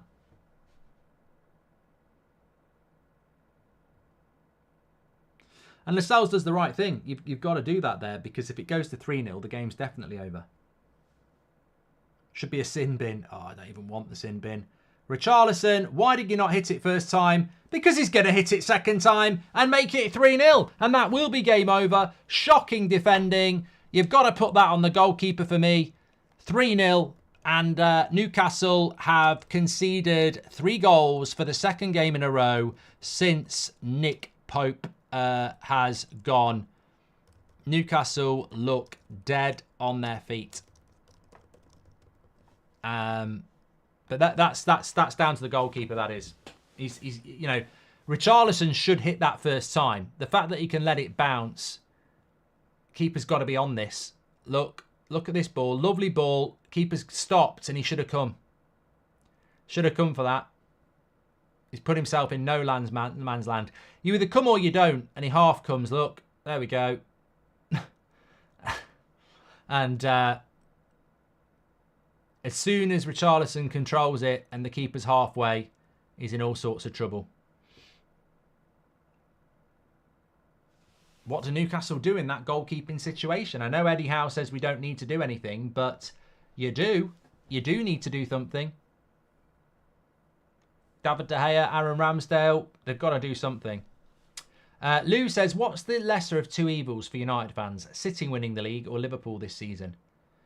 Yeah, it's not a question I want to answer, and I don't sit on the fence, but I will defend myself here and say I don't need to answer that question because Arsenal could win it. Aston Villa could win it. I don't need to choose between Man City and Liverpool. If I had to choose, probably going to be Man City again, to be honest, because Liverpool are our biggest rival, and if they win, they equal our Premier League 20 times, don't they? Or league titles 20 times. So, yeah, I'd have to say Man City. I'd rather they win the league again, but that's just because Liverpool was more of a rival.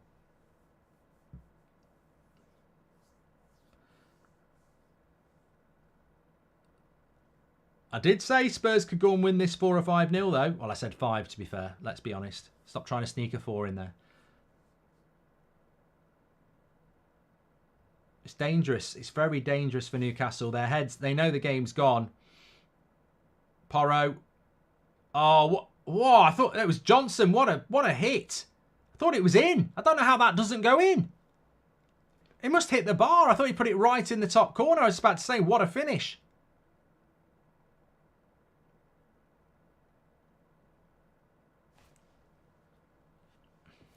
Richarlison's on a hat-trick, of course. Says Michelle Lewis, sorry. Called you Michael. Didn't read it right. Kulusevski, cross to the back post. Oh, Son, what an angle that would have been. If he'd scored that, I mean, it should be 4-0 from one of these two chances. I'm hoping they're going to show here. This is going to be the Son chance first. It's a hard angle to score from. But I think this is the chance from Brennan Johnson. Lovely play by Kulusevski. Weight of pass is magnificent. Oh, what? It's hit the post right in the top corner and just come straight back. I thought this was definitely going in. Oh, God. The way that hits the post there, it normally would hit the... Well, it wouldn't. It's just hit the post, like, in the angle and come straight back. Start, bench, sell. Doku, Pedro Neto or Anthony Gordon, says Hessen. Good one. At the moment, I'd probably... Well, Neto's injured, isn't he? So I'll sell Neto. I'll bench Doku and I'd start Gordon at the moment. I'm not a fan of you. However, I must say your reactions are unique, says Flames. Oh, thanks. And Newcastle have been very poor away recently. This isn't surprising, says Jim or JM.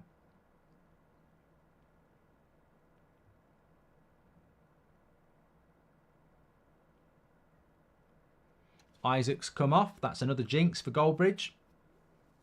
So I've literally had no points in Goldbridge again. Motherfucker.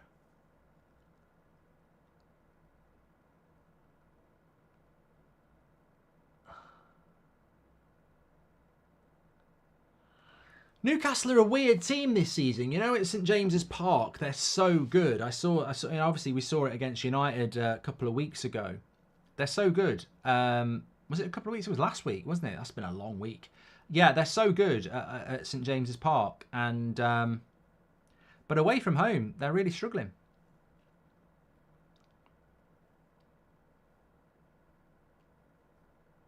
It's like at home, and they played so well against Man United as well. They played so well. Their football was just really intense, quick movement of the ball. It was really good to watch. And then you watch them here, and it's just been very lethargic. Do you think Gordon should switch to Scotland, says Arturo? Part of me thinks is he Scottish? I don't know. Part of me think if he is, part of me thinks he should, because you're going to start every game for Scotland, whereas for England, no guarantee.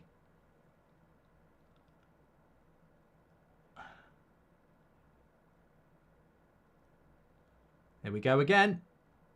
Kulusevski. He's got loads of options. Probably made the wrong option there. I think Son was the pass. Yeah, Brennan Johnson's been forced out here, but it's a nice ball into Porro.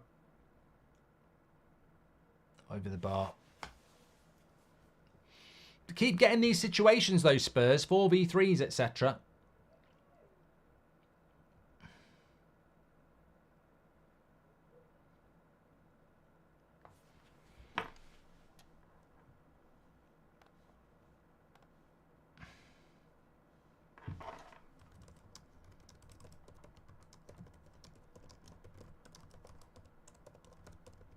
Another good shot.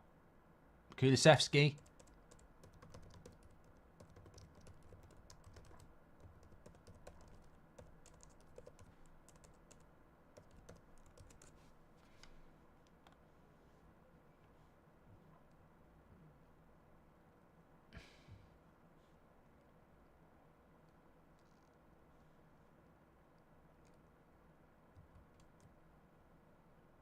There's Maddison sat in the crowd. Michelle says Gordon's got Scottish grandparents.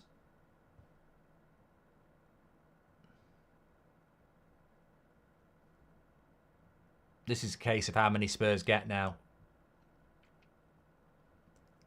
It's relentless now for Newcastle, and you'd think that these Newcastle players now are just starting to think about Wednesday night, St James's Park, AC Milan.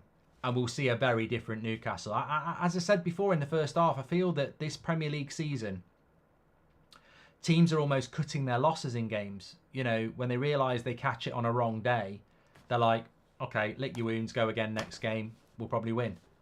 There's not really any consistency in this league, I don't think. One week, you know, West Ham beats Spurs. Next game, they get stuffed by Fulham.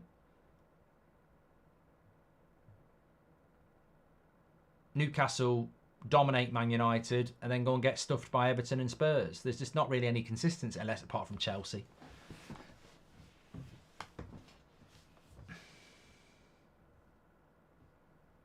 Milan will beat Newcastle, says Andy. Well, they should have beat them in the San Siro, but I think at St James's Park it might be a very... I've seen so many European teams that don't travel well. And I think Newcastle can intimidate them and use that home advantage. And, of course, Newcastle need to win. What a Newcastle's next few games. We can talk about Spurs, and they've got an interesting run of few games coming up. But what are Newcastle's next few games? Because they are starting to get cut adrift, as you can see. They've got Milan, then they've got Fulham, Chelsea, Luton, and Forest. So there's some winnable games there.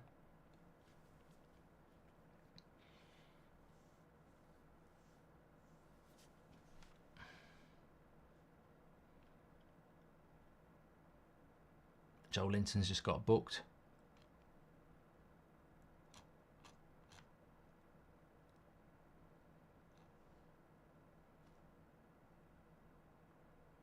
Milan lost to Atalanta 2-0. Newcastle should win, says Account CB. Love the streams and Christmas sweaters. Still live, says Must. Yeah, we're still live.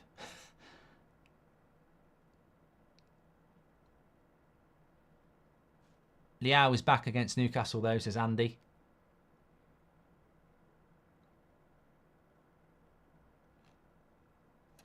Trippier's been abysmal, says Taylor. Forest will win on Friday, says Johnny.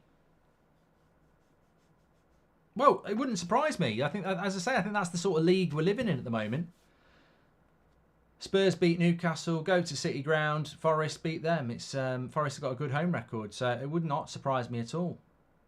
Eddie Howe won't be so cocky now. Back to reality, says Jack.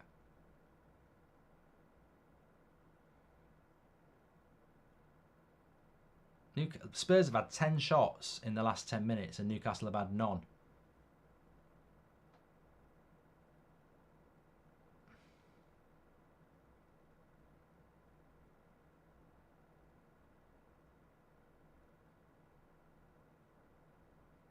Flick says, what are your thoughts on the orange card? Bullshit. We don't need it. The system's not broken. Yellow card, first offence. Red card, second offence. And red card for horrific tackles or professional fouls. It's fine. We don't need anything else. And as for sin bins, no. It make the game even more stop-start and boring than it is. At least this game's flowed. I'll give some credit. The Palace-Liverpool game was ridiculously stop-start. This game's not really had anything going on, has it? Had no VAR issues at all.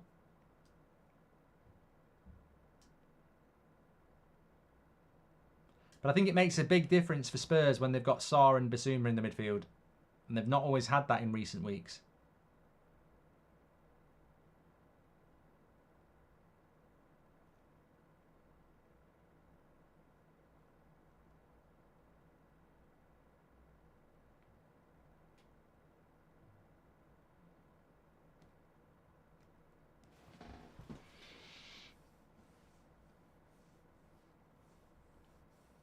In spite of the refereeing, it's an exciting season, says our original. I agree. I think it has been a cracking Premier League season, but, you know, even with shocking officiating, it's still been a really good season. I mean, and that officiating would have, if it had been decent, would have made it an even better season.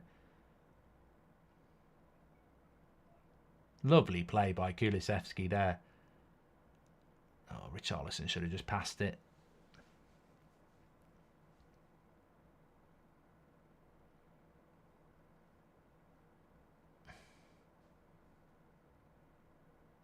Angel says, did he come prematurely, Mark? Well, Dubravka did. He stopped halfway. Well, I'll be on the United stand for the Bayern Munich game on Tuesday night, yes. Sarr's going to come off for Newcastle, for Spurs here. Still about 20 minutes to go. Still more goals in this game, I think. The thing about football is that it's not American football and it's not rugby. And you can take bits from other sports if they work and they are transferable to football. But in the NFL, they have loads of stopping and starting. And it works. It works. Some people would say it's because of commercials, etc. But in football, it's so intense. It's so stop-start's a bad thing. It's a bad thing for the consumer. It's a bad thing for the spectator. And it's a really bad thing for the player. So we want as minimal stop-starts as possible. And in rugby, they have sin bins, and it makes it inevitable. In a rugby sin bin, which is about 10 minutes, it's inevitable that that will lead to the attacking team to score points. But in football, if you have a sin bin where somebody's off the pitch for 10 minutes, the opposition will park the bus like they do with a red card for 10 minutes. And it won't necessarily lead to better football. There's Brennan Johnson, lovely play, bit greedy. And Newcastle come away with it.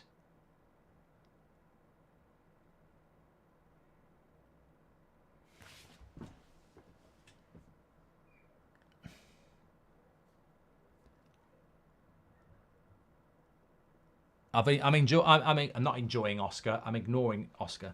Son, what a player. I wish we had him at United to survive. Well, look, Son's an easy player to say you'd like him at Man United. I think most people would like Son. But what Son is good at and what Man United are bad at is, I've said this on the United Stand, and a lot of you might not watch the United Stand, but the problem that Manchester United have, and the problem that Aston Villa don't have, and Brighton don't have, and Newcastle to a certain extent don't have, is that Manchester United buy players on talent reputation, and they don't do enough work on personality, work rate, consistency.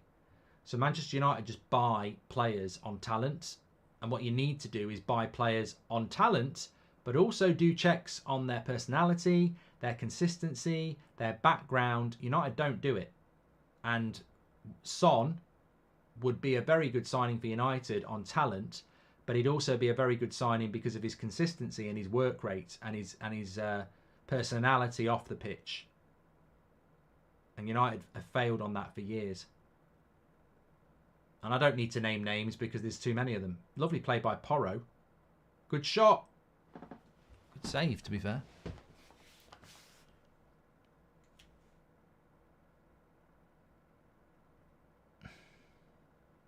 Ute says, what dessert do people eat that don't believe in global warming? Baked Alaska. I've not had a baked Alaska in years. Is that the meringue with the ice cream in the middle? It is me on the United Stand at 8 o'clock. Looking forward to it. Oh, oh. I'm very tired today, and I don't know why. Didn't drink last night. I thought I slept quite well. Let's have a look what my fitness thing says. Battery low. What was my sleep score last night? Didn't have COVID. 90% recovery. I think it talks out his arse, really. There's no way I'm... It says you got great sleep, which helps boost performance. Take on today's challenges and aim to hit your strain target. And that's massive. There's no way. That's like fucking loads. I'm not doing any of that. No way, Pedro.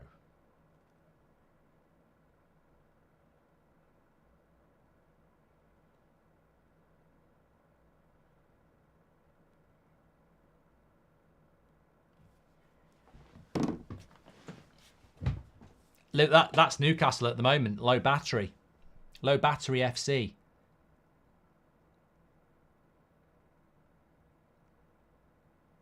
I mean, I think this is pretty much the 11 that he played against Man United last week, and it may well have been the same 11 that he put out against Everton. There's not a lot of rotation in that Newcastle side. He can't.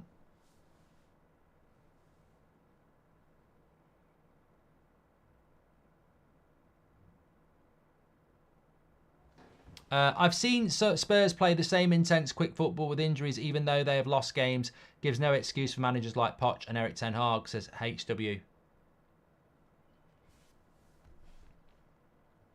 Somebody said it's probably the sugar that's making you feel tired. Yeah, I don't know.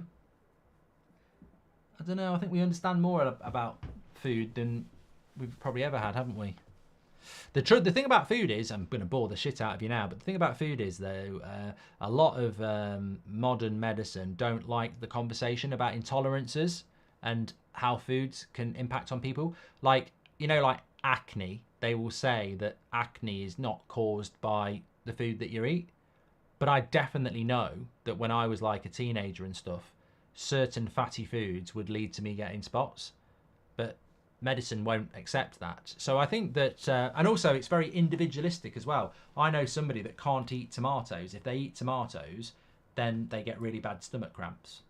But you can't diagnose that because everybody has different reactions to food. Anyway, that's boring section of the week done. Oh, straight in, Vicario gets hold of it. DJ says, would you say this is the best Premier League season for the title? Wow, you can't say that at Christmas. I just think you go week to week and hope that it carries on. Remember, I predicted at the start of the season Man City would have this title run and be 10 points clear by Christmas. That's not going to happen. So for me, that's a big bonus because I genuinely did think that would happen. Oh, ref. Romero's so dirty.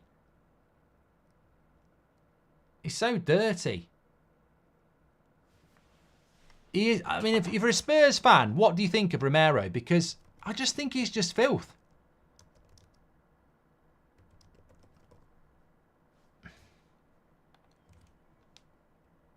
I think he's been booked here, but he is so dirty, Romero, and he does it on purpose. Like that red card he got against Chelsea was correct. Look at that. That's a double foul. He goes down on one ankle and then he kicks him on the other one. Look, treads on there and then does that.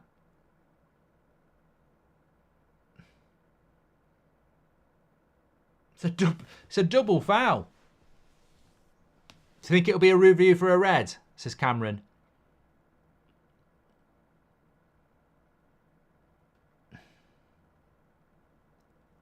I'm allergic to food. I eat it and keep swelling, says Matt G.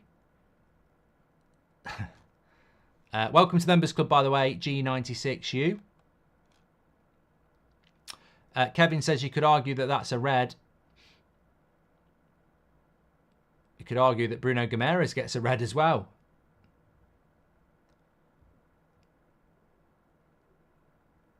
I think they're just going to play on.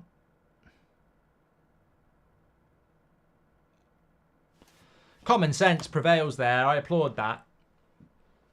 I think I applaud that because they could have sent Bruno Guimaraes off for the push with the head and they could have sent off Romero. And I just think, I know we don't get consistency anyway. Look at yesterday. The Crystal Palace penalty was no different to the Jesus penalty.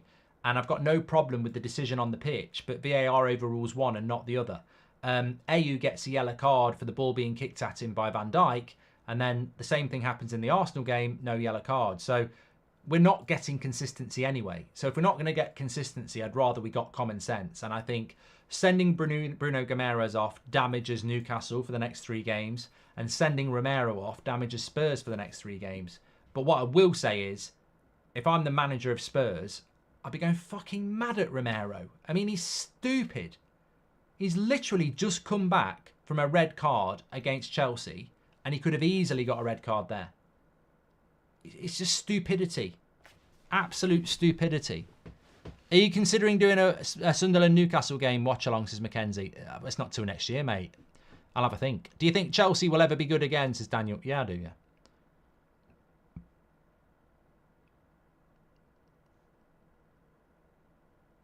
But I said it in the first half. He is filth, Romero. Let's run a poll. Should Romero have got a red?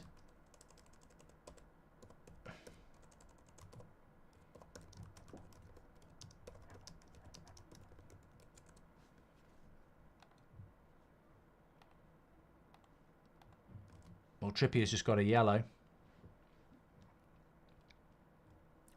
Misses the Fulham game next week. 5 yellow cards. We're at that point now, aren't we, where people are starting to get suspensions because Bruno misses the Liverpool game next Sunday. Not looking forward to that. It's Son. Go on. I've got you in the FPL. That's a penalty. He's got to give a penalty. Dubravka. He's come quick enough there. He's come too soon. And Son will take it. And it's going to be a penalty to Spurs every day of the week. Son races through, round the keeper. Yeah. I don't like keepers who come with their feet either.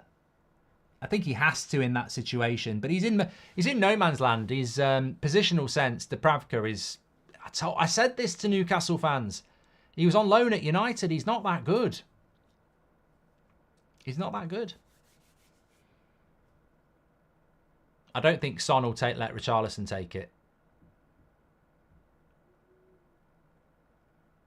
And why should he? Look, the way my FPL's been going, he'll fucking miss this because I've got Son. 2 goals and an assist. Two assists and a goal this is for.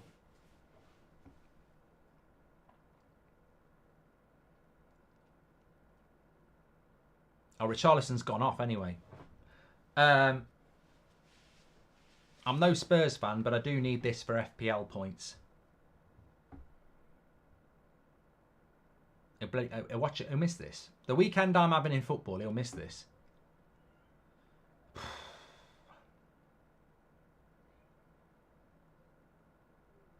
Oh, he scores. Keeper went the right way. 4-0. Son.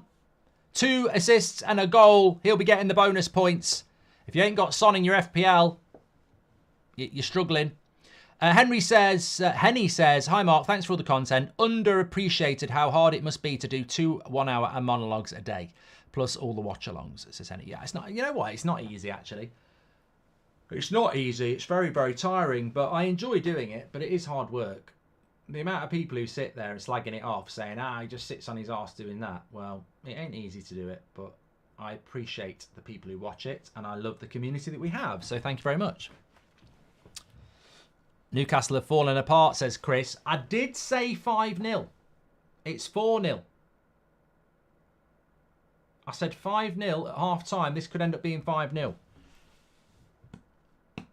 Armando. Can we just get some thoughts for Armando? You know what he's done? He's subbed out Son so he could get Trippier.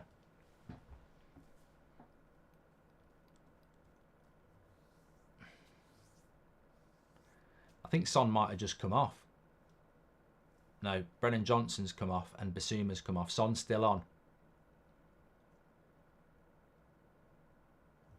So Newcastle have been beaten 3-0 and 4-0 in their last 2 games. No goals, 7 conceded.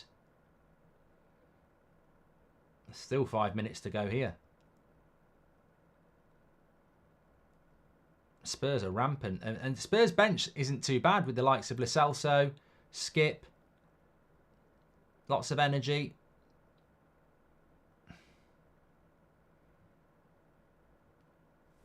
I would have took Romero off. I'm surprised he's kept Romero on.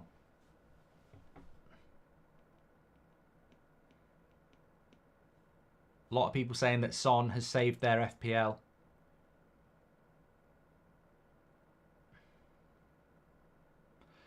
Well, for Spurs fans, it must be fantastic. You know, what is it? 3 seasons of Conte, Nuno and Mourinho. And 4 months of Ange. And whatever's to come for Spurs, I think what you can definitely guarantee is that you're going to get entertaining football. And that's what Spurs have always been in my life. I've watched football for like 4 decades, and Spurs have never been a team that wins trophies.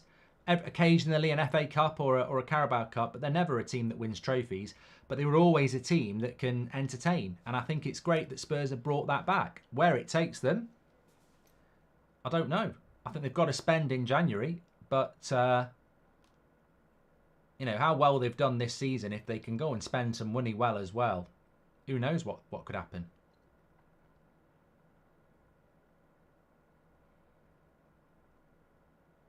And on the attack again, Kulusevski.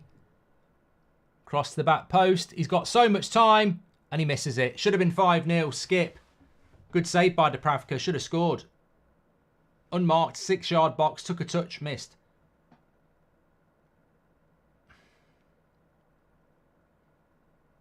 Yeah, I'm looking forward to the 8 o'clock show on the United Stand. If you don't watch the United Stand, it's my Man United channel.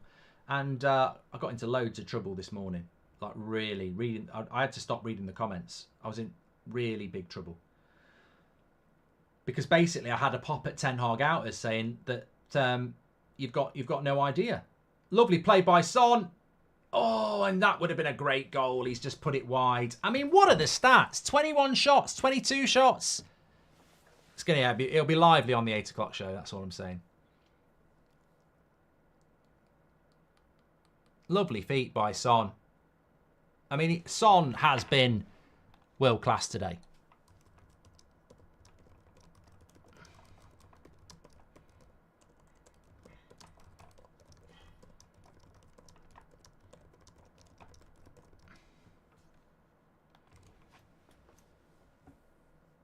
Spurs fans should really love and respect Son, because it was always about when's Kane going to go, when's Kane going to go. But Son could literally play for anybody. Real Madrid, Man City, Liverpool, Bayern Munich, Barcelona. He could easily start for any of those sides. He's got a ridiculous work rate. He's technically fantastic. He's got a lovely shot on him. Lovely technique in his finishing. And he spent, what, how many years at Spurs? Here's Gill. Porro. Oh, he slips over. I mean, it really should have been 5 or 6, this. Spurs. Bowser says he's wasted his career. Well, I don't think he will be going anywhere now, will he? He's 31. 31 now. 32 in the summer.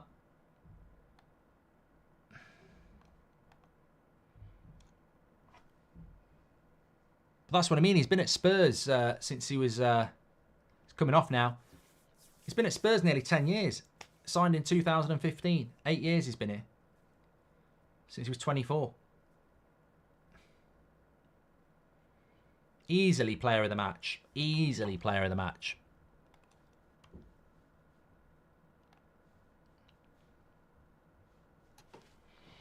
Please subscribe to the channel, by the way. Bottom right-hand corner, click and subscribe. We are very close to 73,000. We're only 100 away. So please click the bottom right-hand corner and subscribe to That's Football. You're all very welcome on here, of course. A fantastic community that's growing all the time. Our next watch-along is going to be on Wednesday, because it's the Champions League, Newcastle, Milan. What a night that's going to be. I think we're going to do Spurs away to Forest on Friday night as well. Next Sunday, Arsenal against Brighton, ahead of Liverpool against Man United. And a goal! Oh, well, well, well. Well, well, well. If you had FPL points at stake, you're going to be fucking fuming. You're going to be fuming. You can't speak. You can't speak. Let him speak, Simon. I've played the game. What's going on here? Fortunately, I don't have any reliance on a clean sheet for Spurs. It really doesn't matter to me. But if you've got a Dogie, you're going to be fucking fuming, because Spurs have conspired to concede a silly goal late on. It's a lovely finish by Joel Linton. Powerful. But thank you for subscribing, Symphony. Lots of people only need about 99 now. Make sure you subscribe, bottom right-hand corner. But yeah, Newcastle have made it 4-1. So, no clean sheet. Torrey says the comeback is on. If they come back from this, I will stream in a bra for the next week. Which I do anyway, you just can't see it to hide my moves. But no, I don't really. Joel Linton, if you've got him in your FPL, it could be a good thing. But no clean sheet if you've got any Spurs players, which some of you might do. How are you doing with your points, Mark? Well, Son has saved me. There's no two ways about it. He's got me on. I'm on 39 points at the moment. I'll get another 3 for bonus points, because he's definitely going to get the bonus points, Son. Although Udogi's not too far off him with 47. So he'll get me another 3. So I'm on 42. I've got 2 from Saka. That's 44. And then I've got another 13 from Salah because I captained. So I'll be on 57 points at the end, which actually is not too bad considering I'd had a shit week. Should Romero have got a red card, by the way? 71% of you are saying that Romero should have got a red. That's a lot. Fair play. That is a lot. Here's Gill into the box for Spurs. They want another one. Not with that sort of a pass.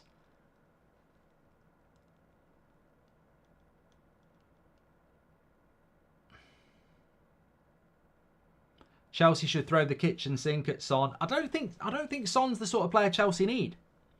Chelsea need a Victor Osimhen, a Lewandowski, an Erling Haaland, a Harry Kane, an out-and-out penalty box striker. That's what Chelsea need. That team of Chelsea are beaten mentally before most games because they know they're not going to score. A goal. Oh, Wilson could get another one here. Could be 4-2.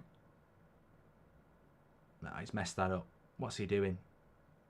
Why didn't he get the shot off?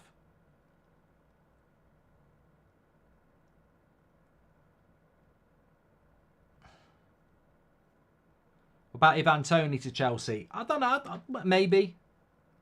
He's not quite the level of the strikers I've just mentioned, but it's a striker. I don't think Osimhen signed his new contract at Napoli either, and Chelsea have got the money to do it. I mean, I think Victor Osimhen at Chelsea changes the changing the story.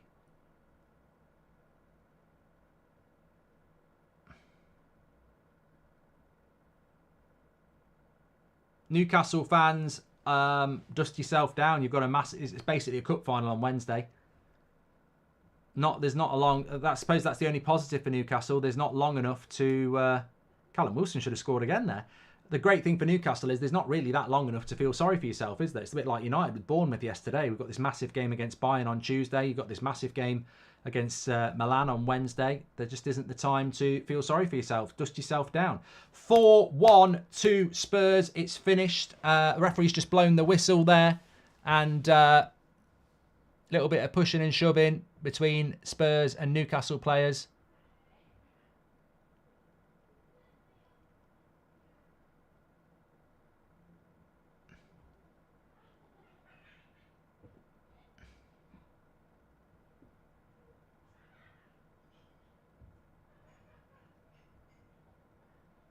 I just thought it was going to be a bit of a scrap, so I was just watching. There isn't. Thanks everyone for watching. I'm back on the United Stand at 8 o'clock tonight. I told you this game would be good, and it was good, and it was even better spending it with you. Please do subscribe on your way out. Bottom right-hand corner, check out the podcast Goldbridge Saves Football if you want something to listen to. And I'm on the United Stand at 8 o'clock tonight. Tune in for that. Take care, everyone. I'll speak to you in a bit.